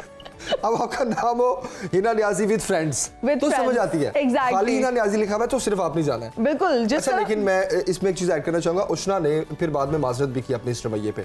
उन्होंने जब एबी लाखानी के बारे में ये सब बोला ना कि मैंने उनको उन्होंने एबी लाखानी ने भी उनसे अपोलोजाइज किया, उन्होंने भी उनसे किया, बिल्कुल। लेकिन जिस तरह स्टार्ट में आपने बात की कि इट्स अ प्राइवेसी ब्रीच और इखलाकियात का ये मामला है। अगर कोई आपको कह रहा है कि भाई आप हमारी शादी में तशरीफ लाएं लेकिन दूल्हा और दुल्हन की तस्वीर जो है वो आप सोशल मीडिया पर पोस्ट ना करें, तो आपको उनकी प्राइवेसी का ख्याल रखना चाहिए, प्राइवेसी को ब्रीच नहीं करना चाहिए। आप अपनी तस्वीर लें, आप वहां पर एंजॉय करें। और बहुत सारे हमने सोशल मीडिया स्टार्स की, टिकटॉकर्स की, बहुत सारे लोगों की हमने तस्वीर देखी भी, वो एंजॉय करते हमें नजर आए, बहुत खूबसूरत मलबूसात उन्होंने पहने हुए थे। लेकिन जब उष्णा शाह का मामला आता है जो कि बहुत पर्टिकुलर थी अपनी प्राइवेसी को लेकर और उनका ये दिल नहीं कर रहा था कि सोशल मीडिया पे उनके डांस करने की वीडियो या फिर उनके ड्रेस की वीडियो इस तरह से वायरल की जाए जिसमें कुछ ड्रोन शॉट्स भी शामिल किए गए। तो अगेन अगर आप किसी की शादी पर जाते हैं, क्योंकि दुल्हा दुल्हन तो अपनी शादी में इतने बिजी होते हैं, फेस्टिविटीज में इतने बिजी होते हैं कि वो आप लोगों को मना नहीं कर सकते कि हमारी तस्वीर या हमारी जो है ये वीडियोस आप सोशल मीडिया पर अपलोड ना करें। लेकिन आप लोग प्लीज उनकी प्राइवेसी का जरूर ख्याल रखें। उस वक्त तो टाइम भी नहीं होता ना ये देखा जाए कि कौन किसकी वीडियो बना रहा है, तो please do not do that. Privacy के इस मामले पर हम बात करते हैं। एडवोकेट गुलाम कासिम साहब इस वक्त हमारे साथ हैं। गुलाम कासिम साहब, बहुत शुक्रिया आपके वक्त का। कहिएगा, एक तो उष्णा शाह की जो शादी की तस्वीर लीक हुई, गुस्सा और मुआफ़ी भी हुई बाद में, लेकिन आप कानून इस बारे में क्या कहता है? जी, थैंक यू वेरी मच। देखें, किसी की भी प्राइवेट पिक्चर हो या फंक्शन की पिक्चर हो जो कि उसकी इजाज़त के बगैर जो भी सोशल मीडिया पे, सोशल प्लेटफॉर्म पे शेयर की जाती हैं वो किसी भी इंसान की होती हैं और वो उसकी डिग्निटी के खिलाफ हैं। ये हमारे लीगल एथिक्स हैं या हमारे कॉन्स्टिट्यूशन में भी इस चीज़ की वाज़ेह प्रोटेक्शन है कि भाई किसी की भी कोई भी प्राइवेट लाइफ हो या अदरवाइज उसको आप उसकी डिग्निटी का आपने ख्याल करना है। इसी तरह हमारे बाकी जो रेलिवेंट लॉज भी हैं वो भी इसी चीज़ को प्रोटेक्शन करते हैं कि भाई अगर किसी की कोई भी ऐसी पिक्चर या कोई ऐसी चीज़ जिसकी आपको परमिशन नहीं है तो आप सोशल मीडिया पे किसी भी तौर शेयर नहीं कर सकते। ये अच्छा भट्टी साहब, सॉरी मैं यहाँ पर आपको टोकना चाहूंगी, एक और सवाल पूछना चाहूंगी कि ये जो पब्लिक फिगर्स हैं, ये जो सेलिब्रिटीज हैं, स्टार्स हैं, क्या इनकी पब्लिक लाइफ जो है, इनकी जो प्राइवेट लाइफ है ऑलरेडी बहुत पब्लिक होती है? ये सोशल मीडिया स्टार्स इनको कहा जाता है, तो इनकी प्राइवेसी को इंटैक्ट रखना किस तरह से ये पॉसिबल है? When you are a public figure, आप किस तरह से सारे मामले को छुपा सकते हैं या प्राइवेट रख सकते हैं, जब आपकी शादी में भी सारे स्टार्स आ रहे हैं जिनकी सारी प्रोफाइल्स जो हैं वो सोशल मीडिया पर पब्लिक हैं। अगर वो कोई तस्वीर लगा रहे हैं तो वो भी पब्लिक हैं, आपके साथ खींची हुई तस्वीर भी जो है वो पब्लिक हो जाती हैं। तो किस तरह से ये प्राइवेसी को इंटैक्ट रखा जाए? किसी भी जब भी कोई स्टार या कोई भी ऐसी सेलिब्रिटी जो अपने फंक्शन वगैरह पे बुलाते हैं, तो ये तो एक तो हमारा जो हमारा कानून है वो भी यही कहता है कि किसी की भी, आल्तो वो स्टार हैं या नहीं, किसी की भी पिक्चर को इस तरह पब्लिकली शेयर नहीं किया जा सकता। और जो स्टार्स होते हैं, अभी हमने रिसेंटली भी कुछ स्टार और अपने क्रिकेट स्टार को भी इवन देखा कि उन्होंने सबसे पहले ये पब्लिक से कहा कि भाई ये हमारे फंक्शन जो है ये हम इनको प्राइवेट रखते हैं, तो इनको प्लीज पब्लिक ना किया जाए या इनको सोशल मीडिया पे, जैसा वो हमारे क्रिकेटर ने भी पिछले अपनी शादी और अपने इवेंट के लिए सबसे पहले ये रिक्वेस्ट की कि मैं इस चीज को प्राइवेट रख रहा हूँ। तो इस तरह जो भी उनकी विशेष हैं उनको एहतराम जरूरी है। ठीक हो गया। भट्टी साहब ये भी बताइएगा कि अगर इस तरह से प्राइवेसी को ब्रीच किया जाता है तो क्या तरीकाकार है कंप्लेन करने का? कहां पर हम कंप्लेन कर सकते हैं? किसी की भी अगर प्राइवेट वो प्राइवेसी ब्रीच होती है तो उसके लिए हमारे पास कॉन्स्टिट्यूशन के हिसाब से और पीका एक्ट भी मौजूद है, जिसमें हमने फेडरल इन्वेस्टिगेशन अथॉरिटी एजेंसी को लिखना होता है, वहाँ पे इन राइटिंग कंप्लेंट करनी होती है और पीका एक्ट के अंदर हम उनको एजिटेट कर सकते हैं, उनकी प्रोसिक्यूशन के लिए अप्लाई किया जा सकता है। जी ठीक हो गया। भट्टी साहब, आप जाते जाते क्या कोई मैसेज देना चाहेंगे कि किस तरह से सोशल मीडिया स्टार्स भी अपनी प्राइवेसी का ख्याल रख सकते हैं? कोई ऐसी टिप आप देना चाहेंगे? Anything you would like to add here? सबसे जो किसी भी स्टार के लिए उनको चाहिए तो ये है कि अगर कोई ऐसी, एक तो उनकी लाइफ ऑलरेडी बहुत पब्लिक हो चुकी होती है, अगर वो इस चीज को मजीद इसको रिस्ट्रिक्ट करना चाहते हैं किसी भी फंक्शन को, तो उसके लिए सबसे पहले तो उनको चाहिए कि वो पब्लिकली उसको अनाउंस करें कि भाई this function will be going private function, और इस तरह की कोई स्टेटमेंट उनकी तरफ से होनी चाहिए। और फिर उसकी तरफ से मैसेज की तरफ से उस स्टेटमेंट का बिल्कुल एहतराम होना चाहिए कि जब एक स्टार खुद से ये कह रहे हैं कि भाई फलां फंक्शन या फलां इवेंट जो है मेरा वो प्राइवेट है या only to the extent of family है, तो फिर उसका एहतराम किया जाना चाहिए। एब्सोल्युटली, बिल्कुल आपने सही कहा। गुलाम कासिम भट्टी साहब, बहुत शुक्रिया आपके वक्त का। ये एक ऐसा मामला था जिस पर बात करना इसलिए जरूरी था, किसी की भी प्राइवेसी को अगर आप इस तरह पब्लिक कर देते हैं, बेशक वो पब्लिक फिगर भी हो, लेकिन फिर भी ये इखलाकियात के खिलाफ है और इस मुतालिक कानून भी मौजूद है, बिल्कुल सजाएं भी हैं, फाइन्स भी हैं। और मुझे तो I would like to give my 2 cents here as well. मैं भी थोड़ा अपना इसमें ऐड करना चाहूंगी कि मैं भी शादियों पर जिस तरह से जाती हूँ, my profile is also public, लेकिन मेरी कोशिश ये होती है कि मैं अपने, अगर मुझे डिजाइनर का ड्रेस आया हुआ है या ज्वेलरी आई हुई है, तो अपने ड्रेस को, अपनी पिक्चर्स को मैं फिर भी वो अपलोड करके टैग वगैरह कर देती हूँ। मैं ट्राई टू अवॉइड, क्योंकि आपको नहीं पता कि जिस शादी में आप गए हैं उनकी प्राइवेसी का, वैसे तो आपको रिस्पेक्ट करनी चाहिए उनकी प्राइवेसी और आपको ख्याल रखना चाहिए, लेकिन कोशिश यही होनी चाहिए कि आप उनकी फैमिली, दूल्हा दुल्हन, उस पर फोकस हटा के अपनी तस्वीर खींचें, अपने मतलब मोमेंट्स को एंजॉय करें। जरूरी नहीं है। अच्छा, कुछ लोग ऐसा भी करते हैं कि वो वैसी रील्स बना देते हैं। अच्छा, I have seen people making stage की बना दी, लोगों की बना दी, ऐसे चलते हुए बना दी, उनकी फैमिली फोटोज लगा दी, ऐसे करते हैं लोग। That is wrong on another level, I would से, and that is again breaching privacy. मैं तो समझता हूं कि आप ये भी प्राइवेसी ब्रीच के आप तो मुझे लगता है तस्वीर लेते ही नहीं है ना, आप तो you don't fall in that category. I have not seen you uploading pictures, उस तरह से ज्यादा आप लेते भी नहीं है। बिल्कुल, मैं, ये भी अच्छी बात है। मेरा फोकस मोमेंट एंजॉय करने पे होता है ना। बिल्कुल, आप तस्वीरें लेके आप आधी एनर्जी तो उधर जाया कर देते हैं कि आप पिक्चर्स बनाने में, और वो सारा टाइम उसी में। बिल्कुल, जमील ने बहुत अच्छी बात की, लेकिन खवातीन के मसाइल भी तो मुख्तलिफ होते हैं ना। आप तो मतलब शलवार कमीज। मुझे तो इस शादी वाले मामले पे एक बात और याद आ गई कि वो शादी फिर अच्छी थी जो एक प्राइवेट कंपनी को बेच दी गई थी। यस तो राइट्स उसको दे दिए गए थे। वो हुई थी सही शादी जिसमें कोई प्राइवेसी ब्रीच नहीं थी और लोगों को देखने के लिए पैसे भरने पड़े थे और लोग तरस रहे थे लिटरली। आप लोग समझ ही गए होंगे हम किस शादी की बात करें। हम यहाँ पे अभी मेंशन नहीं करना चाहिए, वी कैन मेंशन। और ये हिना जिस तरफ टॉपिक लेके जा रही थी ना, एक ही शलवार कमीज होती है, ये कपड़े होते हैं लड़कों का, पहले वाला दौर वैसे अच्छा होता था जमील। एक कैमरामैन आता था सारी शादी पे, ठीक है, उसमें आई थिंक 32 पिक्चर्स होती थी, एक एल्बम होती थी।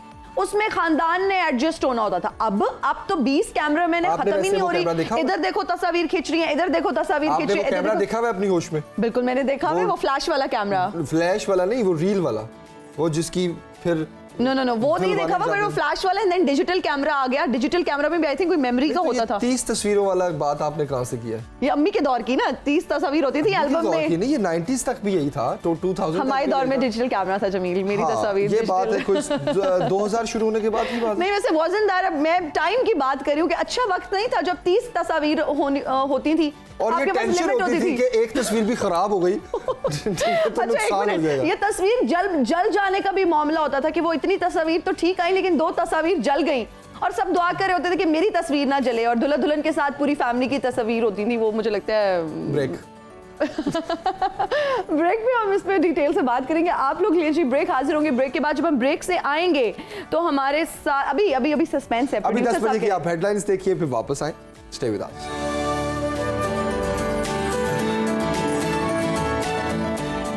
And we are right back after the break. आप देख रहे हैं सुनो पाकिस्तान और अब बात करेंगे बदर मियां कवाल की। फने कवाली को मुनफरिद अंदाज में पेश करने वाले बदर मियां दाद 17 फरवरी को पैदा हुए पाकपतन में और उसके बाद वो क़याम पाकिस्तान के बाद हिजरत करके भारत से पाकिस्तान वापस आ गए। आज उनकी डेथ एनिवर्सरी है। शायरी की दुनिया का एक बड़ा नाम नासिर काज़मी साहब की भी आज बरसी है। और जनाब बात की जाए टैलेंट की तो पूरा मुल्क ज़हीन लोगों से भरा पड़ा है। तो बात करते हैं मियां वाली के एक टैलेंट की जिसकी जिंदा मिसालें मौजूद हैं। एक तो हिना नियाज़ी है, लेकिन हमारे साथ शहर मियां वाली की रिहायशी सारा जमील मौजूद हैं। पहले तो सारा जमील की अचीवमेंट्स के बारे में हम बात करेंगे कि किस तरह कम उम्री में उन्होंने इस कॉम्पिटिशन में हिस्सा लिया। बिल्कुल जी, उन्होंने कॉम्पिटिशन में हिस्सा लिया और IKCL कॉम्पिटिशन था जो कि इंटरनेशनल कैंगरू लिंग्विस्टिक कॉम्पिटिशन के नाम से है। और उन्होंने जूनियर लेवल के मुकाबला जात में पहली पोजीशन हासिल करके ना सिर्फ मियां वाली बल्कि पूरे मुल्क का नाम रोशन किया। और बहुत खुशी होती है जब मुल्क की इस तरह की बेटियों से हम बात करते हैं। और जब मियां वाली का जिक्र आता है, इतना टैलेंट मियां वाली में है, वहां पर उस तरह की फैसिलिटीज नहीं है, लोगों के पास एक्सपोजर नहीं है। और मैं खुद, मेरा ताल्लुक मियां वाली से है, तो जब भी मियां वाली का जिक्र होता है बहुत खुशी होती है। और सारा जमील को आज हमने लाइव लिया हुआ है, उनसे बात भी करते हैं। सबसे पहले तो बहुत बहुत मुबारक हो सारा आपको। Thank you for joining us in Suno Pakistan. आप ये बताइएगा कि किस स्कूल में पढ़ती हैं और कौन सी क्लास में हैं? सबसे पहले बात मैं सुनो टीवी का थैंक यू करना चाहती हूँ, उन्होंने मुझे मौका दिया। और मैं मियां वाली एजुकेशन ट्रस्ट स्कूल में पढ़ती हूँ और मैं 5th ग्रेड में हूँ। अच्छा, मुझे ये बताइएगा कि ये जो कंपटीशन है इंटरनेशनल कैंगरू लिंग्विस्टिक कंपटीशन, ये है क्या? IKLC international kangaroo linguistic contest होता है। इसमें बड़ी टफ नेगेटिव मार्किंग होती है और कॉम्प्रिहेंशन से रिलेटेड होता है। जबरदस्त। तो इंग्लिश मुकाबलों में हिस्सा लेने का ख्याल कैसे आया आपको सारा? मुझे पहले से शौक था और जब मुझे पता चला कि ये हमारे स्कूल में हो रहा है, मैंने मामा को कहा था कि मुझे पार्टिसिपेट करना है। जबरदस्त हो गया। सारा जमील, ये बताइए कि आपकी इतनी अच्छी इंग्लिश कैसी मतलब कैसे है, और ये भी बताइए कि आपका जो फेवरेट सब्जेक्ट है वो कौन सा है? मैं बुक्स रीड करती हूँ और मैं अपनी फ्री टाइम में यूट्यूब और मूवीज देखती हूँ। मेरा सबसे फेवरेट सब्जेक्ट इंग्लिश और साइंस है। ग्रेट। तो आपके फ्यूचर प्लान्स क्या हैं, क्या इरादे हैं मुस्तकबिल में? मुझे बड़े होकर आर्मी में जाना है। मुझे आर्मी में जाने का बड़ा शौक है। अरे वाह वाह वाह, जबरदस्त। आर्मी में जाना है, आर्मी में जाने का बहुत शौक है। हम उम्मीद करते हैं, दुआ करते हैं कि आपका ये ख्वाब पूरा हो जाए। सारा, ये भी बताओ कि फैमिली आपको किस हद तक सपोर्ट करती है? मामा बाबा हमें हमेशा इनकरेज करते हैं। कोई भी अगर हम कंपटीशन या उसमें पार्टिसिपेट करें तो मामा लोग हमें हमेशा एनकरेज करते हैं। ओके, जबरदस्त। थैंक यू सो मच सारा जमील, आज आपने हमें सुनो पाकिस्तान में ज्वाइन किया और हम सब आप पर बहुत फख्र करते हैं। आपने इतनी बड़ी अचीवमेंट अपने नाम की कम उम्री में। और जमील, अगर मैं मियां वाली की बात करूं और फिर इस तरह के इंग्लिश कंपटीशन की बात करूं जिसमें लिंग्विस्टिक्स, बच्चों की स्पोकन की अगर मैं बात करूं तो यहाँ पर मुझे लगता है स्कूल का क्रेडिट है, माँ बाप का भी बहुत क्रेडिट और बच्ची का अपना, क्योंकि एक्सपोजर उस तरह से नहीं है, फैसिलिटीज उस तरह से मियां वाली में नहीं है, और फिर भी बच्चे इंटरनेशनल कॉम्पिटिशन्स में अपना नाम रोशन कर रहे हैं। तो बहुत बहुत मुबारक हो सारा आपको। We are so proud of you. हम उम्मीद करते हैं कि आप आर्मी में ज्वाइन जाएं और हमारे मुल्क को जो है वो सर्व करें। बिल्कुल, आमीन। आपके लिए ढेरों दुआएं। और जहां इंग्लिश की बात किया तो अब आप मेरे से पूछे कि आपको इंग्लिश आती है? आपको इंग्लिश आती है? यस, इंग्लिश कम्स टू मी। ये हमने अगर ऐसे कॉम्पिटिशन्स में इंटरनेशनल जो है ना कैंगरू लिंग्विस्टिक कॉम्पिटिशन्स में हिस्सा लिया होता जमील, तो शायद हमारी अंग्रेजी भी बहुत अच्छी होती। व्हाट से? I don't know. Yes, of course. Because we cannot walk, talk or speak in English all the time. But English comes to me. Let's take a break. This was right वैसे, let's take a break. ये आपने सही कह लिया, लेकिन कोई नहीं, मैं आपके साथ थोड़ी मेहनत करके आपको सिखाना चाहती हूँ। आप मेरी तरफ आ रही हैं, मैं English comes to me आपको कहीं और लेके जाना चाह रहा हूँ। English comes to you very easily. English comes to me एक बड़ा मशहूर Exactly. मीम भी इसकी बहुत है। मीम्स भी बहुत बन चुकी हैं। कभी हम उनका भी जिक्र करेंगे। एक ब्रेक लेते हैं, ब्रेक के बाद हाजिर होंगे। देखते रहिए सुनो पाकिस्तान, सुबह की हर बात।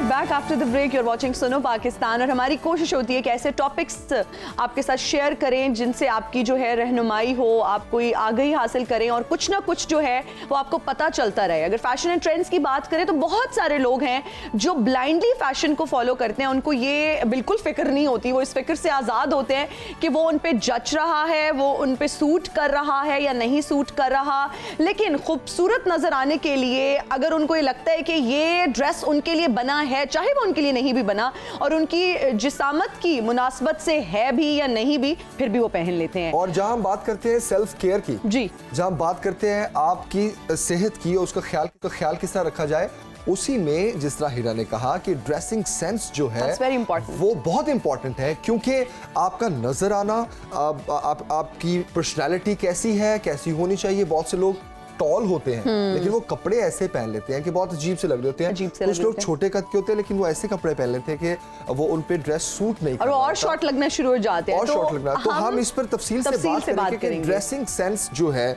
वो कितनी जरूरी है। हम ग्रूमिंग कर रहे हैं, तो जहां हम ट्रेंड्स की बात करते हैं कि सर्दियों और गर्मियों में क्या कलर्स पहनने चाहिए, क्या कपड़े पहनने चाहिए, तो बेसिकली आज हम बात करेंगे कि ड्रेसिंग सेंस क्या होनी चाहिए। हमारे साथ बहुत ही खास मेहमान, बिल्कुल इसका इम्पैक्ट कैसे होता है, हमारे साथ बहुत ही खास मेहमान मौजूद हैं, all the way from New York, Hamid Saeed साहब, इमेज कंसल्टेंट हैं जी। Thank you so much for joining us in Suno Pakistan sir. Thank you for having me on the show. How are you doing? I'm doing great. It's an excellent day and I'm glad to be here. Thank you so much. Dressing sense की बात हो रही है, तो सबसे बुनियादी असूल क्या है? किस तरह आप ये जाने खुद को कि मुझे क्या ड्रेसिंग करनी है? ये बुनियादी असूल तो ये है, जहाँ से आज आपने इंट्रोडक्शन करवाया कि अगर आप सारा फैशन लेके अपने ऊपर अप्लाई कर देंगे तो I think you can look like a very clownish and that.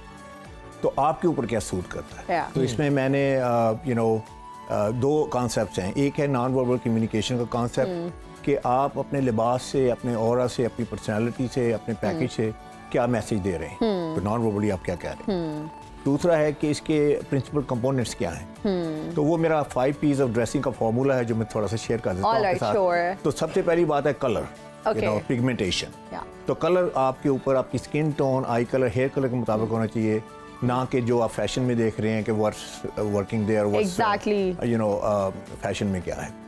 दूसरा ये है कि आपने देखना है कि आपने अलूड किया उससे कि आपकी बॉडी टाइप क्या है, आप शॉर्ट हैं, टॉल हैं, हैवी हैं, तो स्टाइलिंग जो है आपकी बॉडी टाइप के मुताबिक होनी चाहिए। तो that's the second principle. And the third principle is this कि आपकी पर्सनालिटी पर कपड़े सूट करने चाहिए।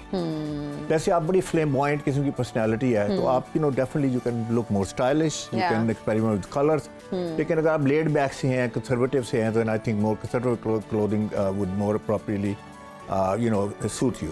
तो इसमें पंच लाइन ये है कि clothing does not carry the man और वुमन कैरीज द क्लोथिंग। और चौथा जो इसमें पॉइंट है बड़ा इंपॉर्टेंट है कि आपकी पोजीशन क्या है, यानी आप कहीं कंपनी में काम करते हैं, हायरार्की में कहाँ हैं, you are at the top, you are the middle, you are the bottom, तो आपकी पोजीशन के मुताबिक आपके कपड़े पहनने हैं। और पांचवा जो है बड़ा इंपॉर्टेंट बात है वो ये है कि आपका प्रोफेशन क्या है। अगर आप जो प्रोफेशन है वो लगते हैं कि नहीं लगते, आप डॉक्टर है तो डॉक्टर लगते हैं कि नहीं लगते, इंजीनियर है तो इंजीनियर लगते हैं कि नहीं लगते, अगर आप जज हैं या अटॉर्नी हैं, whatever your profession is, host हैं तो होस्ट लगने चाहिए। So that's the principle. Okay, तो हामिद साहब मुझे ये बताइए, अगर मैं एक एंकर हूँ और मैंने मार्केट जाना है, मैंने शॉपिंग के लिए जाना है, मैंने जिम जाना है, अब हर वक्त वो पर्सनालिटी कैरी करना कि आप एक एंकर ही लगें या आप एक सेलिब्रिटी ही लगें, क्योंकि आपके कुछ सेशंस जो हैं हमारी कुछ एंकर्स ने अटेंड किए तो वो यही बात करी थी कि आपका जो प्रोफेशन है वो लगना चाहिए क्या वैसे है, तो how do you carry it all the time? I mean it's really difficult, I would say it's literally impossible. देखिए, एक सिग्नेचर लुक मैं आई वुड से कि you have to have a signature look, ठीक है ना? क्योंकि जहाँ भी जाएंगी आप, शॉपिंग करने जाएंगी, जहाँ भी जाएंगी, कहीं भी इंट्रोडक्शन हो तो आप अपने एज ए होस्ट इंट्रोड्यूस करवाएंगे ना, तो लोग कहेंगे होस्ट लगती है कि नहीं लगती। सो दैट्स द वे। क्या पता हम घर से काम करके जा रहे हो तो पीजेस में चले जाएं, तो आई वुड से कि नहीं करना चाहिए ऐसे। मैं ये कहूँगा कि आपको, ठीक है, आपको ऐसे जैसे आप अभी प्रोग्राम कर रही हैं तो obviously you really have to look really you know up to par and everything, लेकिन अगर आप शॉपिंग करने जा रही हैं या आप कहीं और यू नो जैसे जिम में जा रही हैं, तो जिम में ऑब्वियसली जिम क्लोथ हैं, जिम क्लोथ प्रॉपर भी हो सकते हैं, इम्प्रॉपर भी हो सकते हैं। तो आई वुड से कि you must look, you must be able to coin a signature look and you should carry that. तो इस ड्रेसिंग सेंस को किस तरह से आपने वो 5 पीस बताए, जी जी, अब टिप्स क्या हैं कि किस तरह आप अपने आप को देखकर ड्रेसिंग करें कि आप अच्छा लगे? एक तो ये हो गया कि प्रोफेशन क्या है, दूसरा आपकी पर्सनैलिटी के हिसाब से ड्रेसिंग किस तरह होनी चाहिए। ठीक है, अच्छा, आप देखें इसमें टिप्स जो हैं वो मैं कुछ टिप्स देता हूँ। जैसे भी आप लेट्स से शॉर्ट बनने की बात करते हैं, ठीक है, if you happen to be short means 5'6" and under is considered short in Pakistan.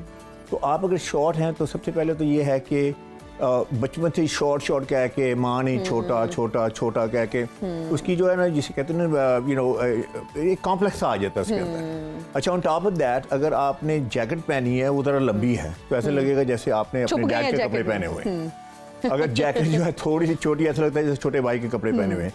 तो इनका स्टिग्मा बहुत बड़ा है, यू नो, छोटे आदमी के लिए, छोटे पर्सन के लिए भी, मैन और वुमन डजंट मैटर। तो उसमें जो है फिटिंग जो है ना वो इमैकुलेट होनी चाहिए। इनके लिए there is nothing more important, क्योंकि देखिए, I am tall and I think you are also tall, तो हमारी अगर स्लीव लेंथ थोड़ी सी बड़ी हो जाती है, 1/4 इंच, इट डजंट मैटर। लेकिन छोटे बंदे के ऊपर जो अगर प्रोपोर्शनल ड्रेसिंग नहीं है तो he looks kind of horrible, no, तो उसमें इमैकुलेट फिटिंग होनी चाहिए। So what you are trying to say is कि उसकी फिटिंग जो है वो बिल्कुल अच्छा। हामिद साहब, यहाँ पर एक और चीज भी पूछना चाहूंगी, अगर बहुत सारे लोग हैं वो फिटेड क्लोथ्स प्रेफर नहीं करते, लूज कुर्तीज हैं, लूज कुर्ताज हैं, जितनी गर्मी होती है, हम अगर अपने कल्चर की बात करें, पाकिस्तानी कल्चर में शलवार कमीज का बहुत ज्यादा ट्रेंड है, तो हाउ डू वी मैनेज? क्या कि चिपके हुए कपड़े कहाँ से सिलवाएंगे? देखिए, चिपके का मतलब नहीं है, प्रोपोर्शनेट की बात हो रही है। अगर शोल्डर आपके यहाँ पे और आपने ये शोल्डर पहना हुआ है तो you look lousy, you know, there is no question about it. बात ये हो रही है, बात ये नहीं कि आप चिपके हुए कपड़े पहने। अच्छा, दूसरा है, लेट्स से अगर आप हैवी है, यू नो, आप यू नो हैवी सेट पर स्ट्रक्चर है आपका, तो अब हैवी सेट मैन की बात करते हैं, जैसे वुमेन की बात नहीं करते। अब मेरे पास आते हैं लोग कंसल्टेशन के लिए आते हैं, all that, you know, heavy set बंदा है तो कहता है कि सर आज का स्लिम फिट चल रहा है, तो स्लिम फिट मेरे लिए कैसा होगा? मैंने कहा आपके लिए it's gonna be a disaster. अच्छा, होता क्या, वो स्लिम फिट पहन लेता है, जैसे शर्ट है, टमी और बाहर निकल आएगी, ठीक है, शोल्डर और ऐसे हो जाएंगे, उसके बाद हिप्स and all that, he look very very big. जो चीज़ें कैमोफ्लेज करनी चाहिए वो एक्सेंचुएट करेगा। अच्छा, वो बैठा है तो उसके बाद आपने देखा होगा अक्सर, यू नो, इस तरह हैवी बंदे को वो बटन के दरमियान जो गैप होता है वो खुल रहा होता है, अंदर से बनियान नजर आ के, आई होप सो कि बनियान पहनी हुई है, और आई होप कि वो क्लीन बनियान है, गंदी बनियान नहीं है। तो अगर वो नहीं है तो फिर उसके बाद आपको पता है पेट नजर आ रहा है, it's horrible look. So I think it's not gonna work for him. इस पे तो काफी वीडियोस भी बनी है कि अगर शर्ट आपको टाइट हो जाए तो आप उसको पीछे से काट दें, आगे से वो पूरी हो जाएगी और कोट पहन के आप easily right. Well, that's a good hack, I would say. I mean, the whole thing is, I mean, lots of things could be done, लेकिन क्यों ना, why not, वो इतनी ट्रबल से क्यों गुजरे? बिल्कुल ठीक हो गया। एक फिटेड शर्ट जो है, जो उसकी, you know, तो उसके लिए फिट ही होनी, जरा फॉरगिविंग फिट होनी चाहिए, थोड़ा सा उसको, यू नो, लूजर फिट। एक तो है टेलर्ड फिट। जी जी। ज्यादा अब ट्रेंड ये है कि आप ब्रांड्स पे जाते हैं जी, और आपको जो अच्छा लगता है वो आप खरीद लेते हैं, वो जीन्स हो, ड्रेस पैंट हो, कोट्स हो, जैकेट्स हो, कुछ भी। अब वेरी कर रहा होता है ब्रांड टू ब्रांड, क्योंकि उनके साइजेस डिफरेंट होते हैं। तो कोई किसी ब्रांड का साइज आपको बहुत अच्छा आता है, किसी का आप खरीदना चाहते हैं, यूज भी करना चाहते हैं, लेकिन साइज आपको नहीं आता होता। तो बेसिकली सूटिंग के अलावा जो बाकी की ड्रेसिंग सेंस है उसमें क्या चीज होनी चाहिए? अगर आप जीन्स पहनी हुई है, शुड इट बी टेपर्ड, या अगर आपने उसके साथ पोलो शर्ट पहनी है तो क्या उसको टक करना है या नहीं, अगर आपने राउंड या वी नेक शर्ट पहनी है तो उसको ओपन रखना है या नहीं, जरा इस पर रोशनी डालें। सबसे पहली बात तो ये है कि देखें, मैं ये कहूँगा कि brand, forget about the brand, you are your own personal brand. तो अपने आप को पर्सनल ब्रांड जो है, तो पर्सनल ब्रांड कैसे बनेगा? जो 5 पीस ऑफ ड्रेस की मैंने बताया, अगर आप उसको फॉलो करेंगे तो you will develop yourself as a personal brand. अच्छा, आपने बात की है कि मिलते नहीं है, कपड़े नहीं मिलते हैं, साइज़ के नहीं मिलते, जैकेट फिट है तो पैंट का साइज़ ठीक नहीं मिलता। No, this is a real problem. तो उसका है कस्टमाइज। देखें, जहाँ तक आपने एजुकेशन पे इतने पैसे लगाए हैं, इतनी इन्वेस्टमेंट की है, अपने करियर पे इतनी इन्वेस्टमेंट की है, यानी यूजुअली मैं लोगों से पूछता हूँ कि आपने फलां कॉलेज में क्यों गए जी? वो इसलिए कोई बेस्ट कॉलेज था। अच्छा, फलां कार क्यों ली? वो जी बड़ी बेस्ट कार थी। फलां प्लॉट क्यों लिया, घर क्यों लिया? लेकिन जब ड्रेसिंग की बात आती है तो there is not much rational about this. तो आई वुड से कि अगर आपने professionally you have to get your career way up there, तो आपको इसके बारे में सोचना चाहिए। ठीक हो गया। अच्छा, इसके बाद आपने की जीन्स की बात और टी शर्ट्स की बात। तो देखें, टी शर्ट्स और पोलो और जीन्स जो है ना, यही है सबसे बड़े कल्प्रिट हैं। जब ये पहनता है बंदा कहता है it doesn't matter, fitting doesn't matter, जो मर्जी पहन लूँ मैं। तो टक इन और टक इट आउट करने का रूल ये है कि अगर टक इन कर लें यू कैन डू, लेकिन फिटिंग उसकी फिर भी अच्छी फिटिंग होनी चाहिए। ये नहीं कि बहुत लूज है, ये नहीं कि बहुत टाइट है। कॉम्बिनेशन जो है, colour combination is very very important. Okay, अच्छा हामिद खान साहब, अगर हम समर ट्रेंड्स की बात करें, खवातीन की पहले बात कर लेते हैं कि what's in and what's out. और फिर ये इन एंड आउट की जो गेम है, ये तो ऑफ एंड ऑन हमें पता चलता रहता है कि ये कोई भी ट्रेंडी चीज़ जो है वो इन है। आजकल क्या इन चल रहा है, क्या ये जरूरी है कि जो इन है आपने वही पहनना है, या ये देखना बहुत जरूरी है कि वो आप पे सूट कर रहा है या नहीं? आपने खुद ही जवाब दे दिया। In and out does not matter, what matters is कि आप करती क्या हैं और आपकी पोजीशन क्या है, because you have a job to do. तो इसमें जो ड्रेसिंग है, इसको आप मार्केटिंग टूल समझिए, इसको नॉन वर्बल कम्युनिकेशन टूल समझिए, and you have to look effective every day। मुझसे लोग पूछते हैं कि जी मैं गर्मियों में, सर्दियों में चलो सूट पहन लें, तो गर्मियों में मैं क्या पहनूं? मैंने कहा आप गर्मियों में, सर्दियों में आप CEO ऑफ अ कंपनी है, तो गर्मियों में CEO ऑफ अ कंपनी नहीं है। I mean you have to carry your जो आपकी पोजीशन है, प्रोफेशन है। इस तरह डॉक्टर है, डॉक्टर कहता है यार ठीक है मैं तो डॉक्टर हूँ, तो मैं अब जाऊँगा, मैं टी शर्ट में चले जाऊँगा, मैं पैंट में, जीन्स में चले जाऊँगा, and my patients still have to respect me and मुझे करना चाहिए। ठीक है, that's how the thing। अच्छा हामिद साहब, एक तो शॉपिंग हो गई कि हमने शॉपिंग के लिए जाना है, तो आप क्या पहने, पजामा पहने या ना पहने, तो आपकी ड्रेसिंग उस होनी चाहिए। अच्छा, बहुत से ऐसे काम हैं जो थोड़े रफ होते हैं, लाइक आपने कटिंग करवाने जाना है, ठीक है, तो उस टाइम क्या सूट पहन के तो नहीं जा सकते? हमने अगर सैलून जाना है तो क्या पहन के जाएंगे? क्या कोई 3 पीस सूट पहन के जाएं, क्या पहने? देखिए, मैं बात यह है कि आपको कैजुअली भी ड्रेसअप करना आना चाहिए। उतना अगर कैजुअली ड्रेसअप हैं तो लेट्स से आपने एक अच्छी पोलो पहनी हुई है, साथ में नाइस फिटेड जीन पहनी हुई है, नाइस बेल्ट है, नाइस शूज हैं, ये नहीं कि आप घर से ऐसे रोल आउट होकर बाहर चले गए। Exactly, I mean you can do that. लेकिन वहाँ कहीं मुलाकात हुई, सर आप क्या करते हैं? जी मैं होस्ट हूँ। मैं कहा होस्ट लगता तो नहीं है, जज हैं जज लगता तो नहीं है, कमिश्नर है कमिश्नर लगते तो नहीं है।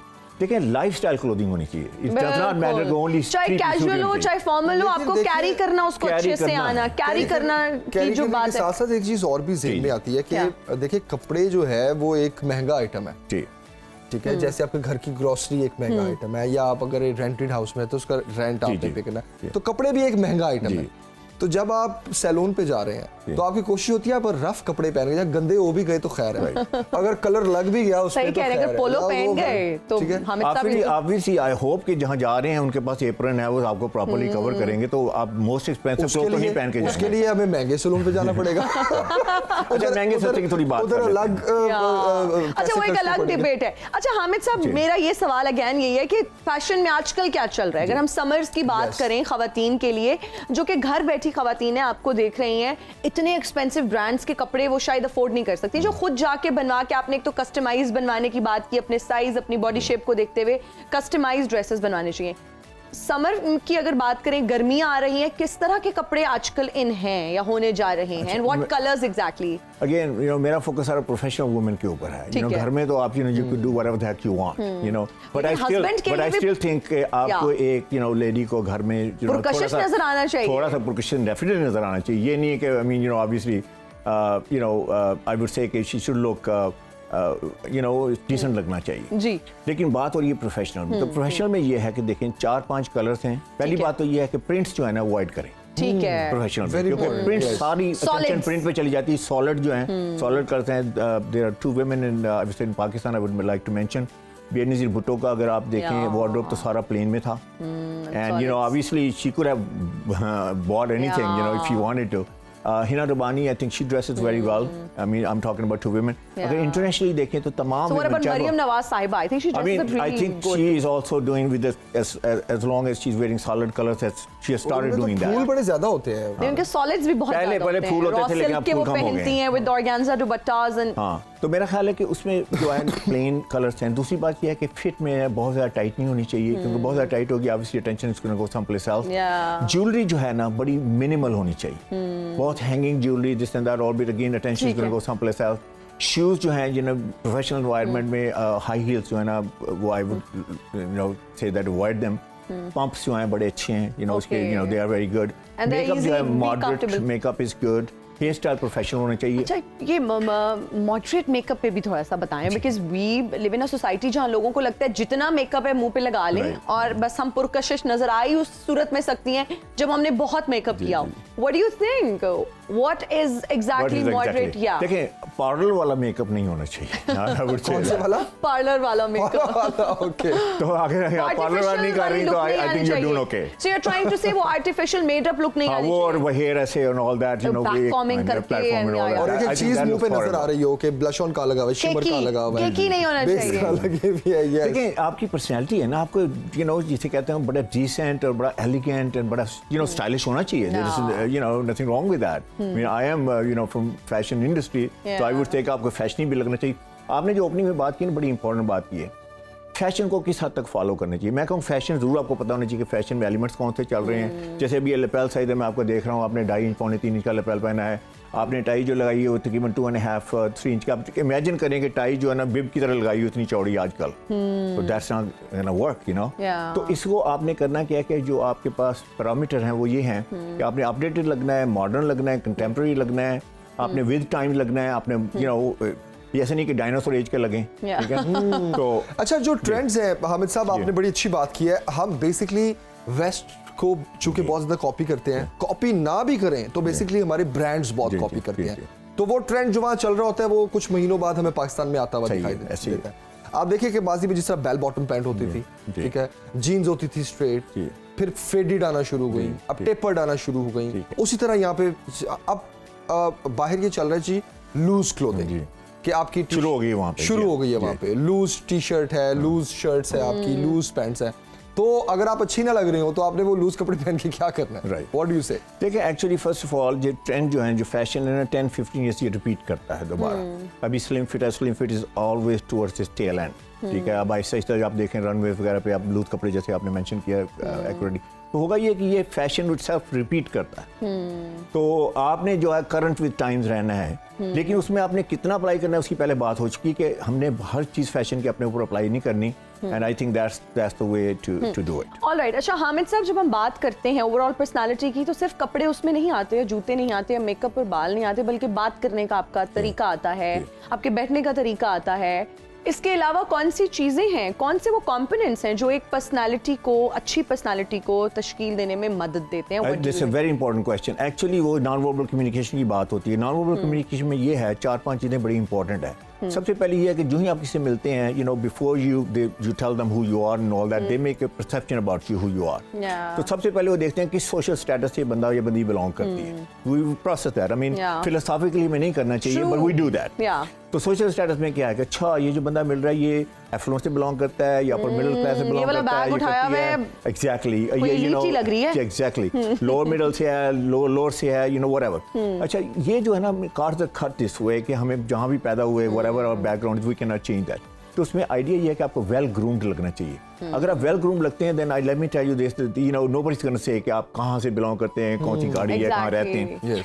दूसरी बात ये है कि आपको सक्सेसफुल लगना चाहिए। अगर आप कामयाब नहीं लगते तो फिर आप क्या लगते हैं? अच्छा कामयाब लगना क्या होता है हमें? हाँ, कामयाब लगना ये है कि जैसे मूवी में हम देखते हैं सक्सेसफुल बंदे को तो कैसे देखते हैं, वेरी वेल ड्रेस्ड है, एम्बियंस बड़ी जबरदस्त है। इसी तरह नाकाम और रियल लाइफ में लेकिन सक्सेसफुल बस लगना जरूरी है। डिसेप्शन नहीं होनी चाहिए। देखें you must look authentic, you must look authentic. अब सक्सेसफुल ये है कि लेट्स से आप बैंकर हैं, ठीक है, तो आपने अगर एक 2-पीस सूट पहना हुआ है ना, साइड में व्हाइट शर्ट पहनी हुई है, व्हाइट शर्ट की थोड़ी सी बात करते हैं कि best white shirt is your best friend, white dupatta, white हिजाब, क्योंकि वाइट शर्ट कहती है कि ट्रस्ट मी, वाइट शर्ट कहती है I am credible person, white shirt कहती है I am refined, white shirt कहती है I am polish, white shirt कहती है I am sophisticated, white shirt कहती है कि पीस लविंग भी हूँ क्योंकि पीस के झंडे का निशान है। फिर हमारे नबी पाक सल्लल्लाहु अलैहि वसल्लम का मोस्ट फेवरेट कलर वाइट था, तो how could we go wrong.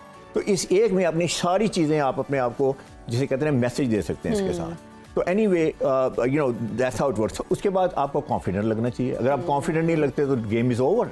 आप किसी बंदे को हायर करेंगे जो कॉन्फिडेंट नहीं लगता, आप किससे डील करेंगे, आप किससे बिजनेस करेंगे। फिर इसके अलावा एक ट्रस्टवर्दी और क्रेडिबल लगना चाहिए। अगर आप ट्रस्टवर्दी क्रेडिबल नहीं लगते, the game is over again. Trustworthy and credible? Exactly. That's another question. Yeah. White shirt, I just said that you're wearing a white shirt, I'm wearing a white shirt. अगर आप white को आप incorporate कर लेते हैं तो lady you know हिजाब के साथ ट्रिमिंग करके, पाइपिंग करके, वाइट जो उसकी कॉनोटेशन ये है कि यू नो आप देखिए जितने पॉलिटिशियंस हैं, स्पेशली G7 के प्रेसिडेंट्स हैं, आप उनकी पिछले 10 साल की पिक्चर्स निकाल के देख लीजिए, आपको सिर्फ वाइट शर्ट ही मिलेगी। Yes. Now, what do you think? Don't they have other colors? Don't they have money to buy other colors?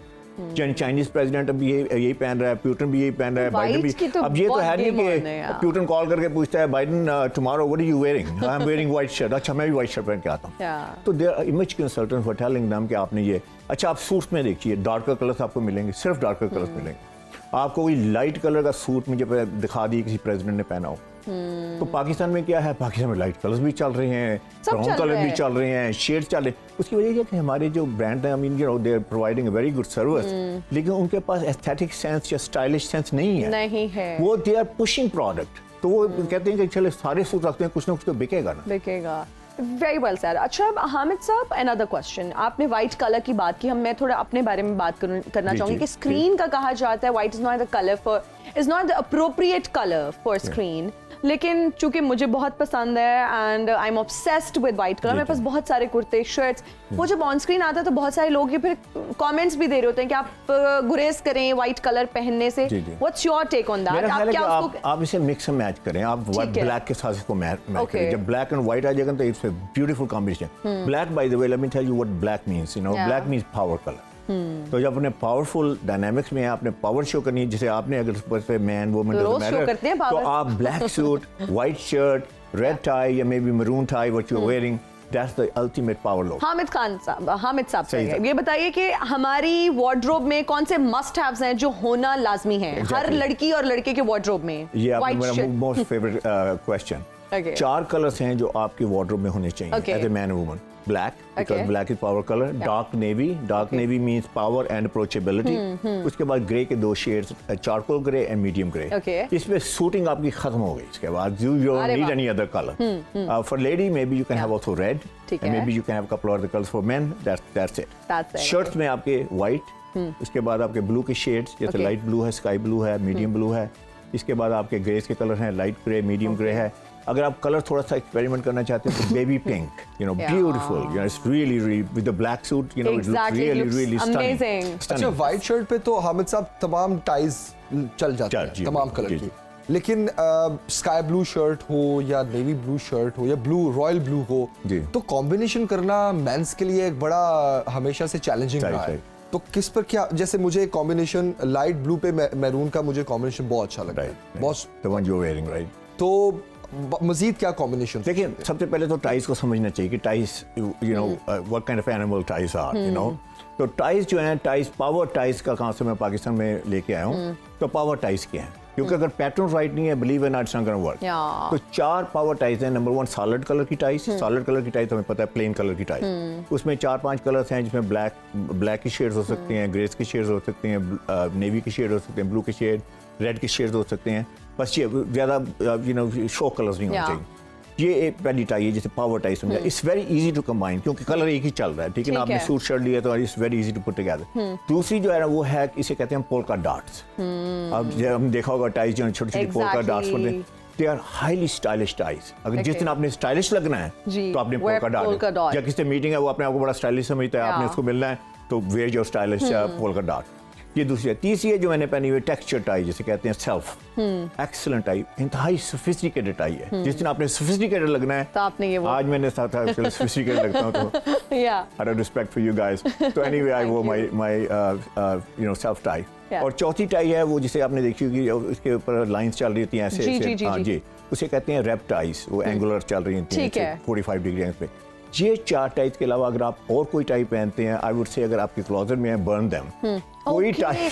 अच्छा हामिद साहब, ये जो फ्लोरल टाइप जी, मैं कहने लगा था। और इतने पाकिस्तान में vibrant, type. They look very flashy and gaudy, ऊपर फूल बने हुए हैं, सारे प्रिंट्स जो है ना वो टाइप पर हैं। बहुत सारे लोगों को लगता है कि हम बहुत स्टाइलिश लग रहे हैं क्योंकि हमारी टाइप बहुत स्टाइलिश वो है। समझते हैं कि वो पीकॉक लग रही हैं, and actually they look very gaudy and flashy. आपके फेस एक्सप्रेशन देखें, जो भी आपने बताया ना, आपके फेस एक्सप्रेशन बताया कि they are horrible type. So man, if you are listening, और कुछ टाइप तो ऐसे नीचे से आग भी लग रही Oh my God, you know, if you wanna make kind of joke out of you, you can wear Yeah. those ties. अब तो इन्हें कहते digital- हैं statement ties, by the ji, way. yeah. अच्छा, इनसे पूछो भाई आईसी टाई क्यों पहन रहे हैं, तो पता है क्या कहते हैं, सर वो आइस ब्रेकर है ना। तो मैंने कहा आइस ब्रेकर आप क्यों नहीं हो? और आपकी हामिद पर्सनालिटी क्यों नहीं सईद है? साहब, कुछ लोगों ने तो नियॉन कलर की टाइज पहनी my है, God, आंखों oh my को God. चुभ रही हैं। Digital You're wearing ties- a very plain suit. Digital prints हुए होते हैं ties पर, वो God, पहनते they हैं look लोग। horrible. मतलब they need to change their fashion sense. अच्छा, what is the biggest fashion mistake? ये मैंने बल्कि मैं करने लगा था, उसकी बात करते हैं। जी। सबसे पहली बात हमने देखा होगा मोस्टली मेनी टाइम्स, बंदा बहुत नाइसली ड्रेस्ड अप है। I saw a guy in emporium, nice family है, Yeah. बच्चे हैं, ये है, जा रहा है, he looked good and all that. All of a sudden देखा जो लेबल है वो यहाँ लगा हुआ है। यस, वो उतारते You know, नहीं it लोग। seems- देखें, अच्छा, जहाँ आपका टैग है, expression वो बता उतार- रहे हैं कि how अच्छा, horrible is this? उनको लगता है कि शायद ही लगा है, हाँ। वो उतारने के लिए होता है। Oh God, that looks अभी कल horrible. मैंने honestly I am not gonna name names, मैं अभी चीफ इंजीनियर बनने वाले थे लोग जिनको मैं जी। ट्रेनिंग करवा के हैं। Okay. उसमें 3 लोग जो थे चीफ इंजीनियर। अब देखें ना, इसके से आगे क्या है, Yeah. यू नो, ये चीफ इंजीनियर। तो 3 लोगों को मैंने देखा, उन्होंने यहाँ लेबल लगाए हुए। What else? What else? अच्छा, Quickly. दूसरी बात, टेलर जो है यहाँ लेबल लगाते हैं, डैंडी मैंडी, ये वो जी, फलान ढिमकान। outre, I think shoutre. Outre, और Yeah. I think it's horrible, it's horrible. Yeah. अच्छा, दूसरी बात ये है कि with all due respect to you, skin show नहीं होनी चाहिए, सॉक्स जो है वो पूरी होनी चाहिए। Okay. स्किन के 2 रूल्स हैं, देखें, या फेस पे स्किन शो होनी चाहिए या हाथों पे। Any skin showing in any place specially, I think it's a big no no for a business environment. All right. Socks okay. आपकी जरा लंबी होनी चाहिए, ठीक है। और उसके बाद उसको कौन है, शूज और बेल्ट जो है मैच करनी चाहिए। You know, you see how many Okay. times के black belt लगाई है, सब में brown shoes पहने हुए हैं। So I think So that's there is a- also a fashion Yes, blunder, a fashion बिल्कुल। mistake. हामिद सईद साहब, थैंक यू वेरी मच, बहुत शुक्रिया, बहुत अच्छा सेशन रहा आपके साथ, और हम उम्मीद करते हैं कि हमारे देखने वालों को भी बहुत सी चीज़ें समझ आई होंगी कि ड्रेसिंग सेंस क्या है। अगर आप अच्छा लगना चाहते हैं, प्रोफेशनली भी अगर आप चाहते हैं कि अपने आप को आप ग्रूम करें, तो ये सेशन बड़ा हेल्पफुल था। अभी लेते हैं एक ब्रेक के हाजिर बाद होंगे वापस break के बाद, आएंगे, देखते PSL पर रहिए। बात करेंगे। इरफान ज़हीर साहब हमारे साथ मौजूद Stay होंगे। with us. देखते रहिए सुनो पाकिस्तान सुबह की हर बात।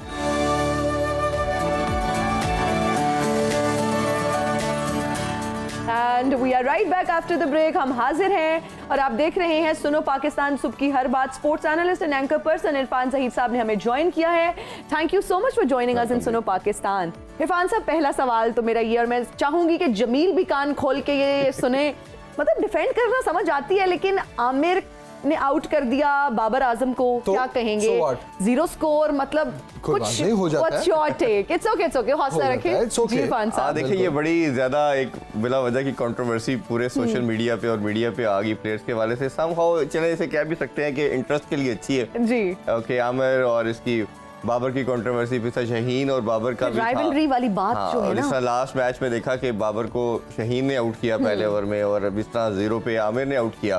तो मेरा ख्याल है कि ये एक बड़ा अच्छा साइन है कि एक हेल्दी कंपटीशन भी होना चाहिए। और हमें उन बॉलर्स को अप्रिशिएट करना चाहिए कि हमारी टीम में या PSL मतलब हमारे प्लेयर्स जो हैं वो ऐसा टैलेंट है उनके पास, दुनिया के बेहतरीन बॉलर्स हैं, तो हमें ये तारीफ करनी चाहिए, ना कि ये देखना चाहिए कि अच्छा जी 0 पे आउट नहीं, मैं तो वैसे ही कह रही अच्छा हूं जी कि शाहीन आप- अफरीदी ने आउट कर what's दिया, your अच्छा जी personal- आमिर ने आउट, ठीक है, मैच है, ठीक तो है, हम आउट की बात करेंगे। Game मुझे है, बड़ी out खुशी हो हुई सकता है। कि बहुत अच्छी बॉलिंग करते मैंने हुए कभी उन्होंने कहा बाबर हो आजम कि को 0 बाबर पर आउट आउट नहीं हो किया। सकता, मैंने कभी कहा हो, कभी भी चले नहीं आउट हो सकता है। इसको आगे लेके चलते हैं मैच पे बात। 0 पे आउट यार, मतलब दिस इज नॉट। उसमें यह है कि वो बड़ा जबरदस्त किस्म का मुकाबला एक्सपेक्टेड था, और हमने देखा कि ऑलमोस्ट 1 रन पे 3 विकेटें उनकी गिर गई, और इस तरह आमिर ने 3 पहले ऊपर से टॉप ऑर्डर बैट्समैन आउट किए, हारिस और बाबर को 0 पे आउट किया, साइम अयूब को आउट किया।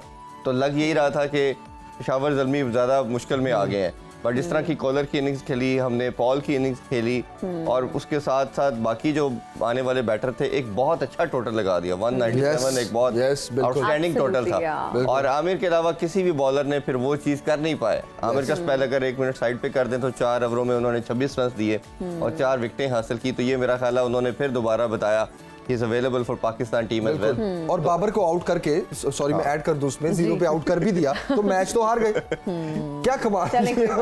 देखिए वो अगेन यही खूबसूरती है PSL की और मैचेस की कि आपके कंपटीशन है, टीम्स का अलग है, प्लेयर्स का अलग, एक आपस में मैच पड़ा हुआ है, तो ये बड़ी उशाइन चीज है। ये आपने बड़ी अच्छी बात की है कि मैचेस अलग पड़े हुए हैं, प्लेयर्स के अलग मैच पड़े हुए हैं, जो हमें नजर भी आते हैं डिफरेंट एक्शंस में, जिस तरह कल आमिर ने किया है, ठीक है, और कि जी जाएं। हाँ, तो वो एक मेरा ख्याल है कि ये आने वाले मैचेस में इंटरेस्ट बनेगा, बट अनफॉर्चुनेट है, हमने देखा कोयटा के लिए भी और कराची के लिए भी उस तरह की मार्क छोड़ नहीं पा रहे। जहाँ पे उन्होंने लास्ट सीजन एंड किया था, ये सीजन भी उनके लिए वैसे ही होता चला जा रहा है, और सम हाउ और अदर लग रहा है कि अगर अब इन टीमों ने कोई भी मैच हारा तो शायद प्ले ऑफ के लिए इनके लिए क्वालिफाई करना बहुत मुश्किल हो जाएगा।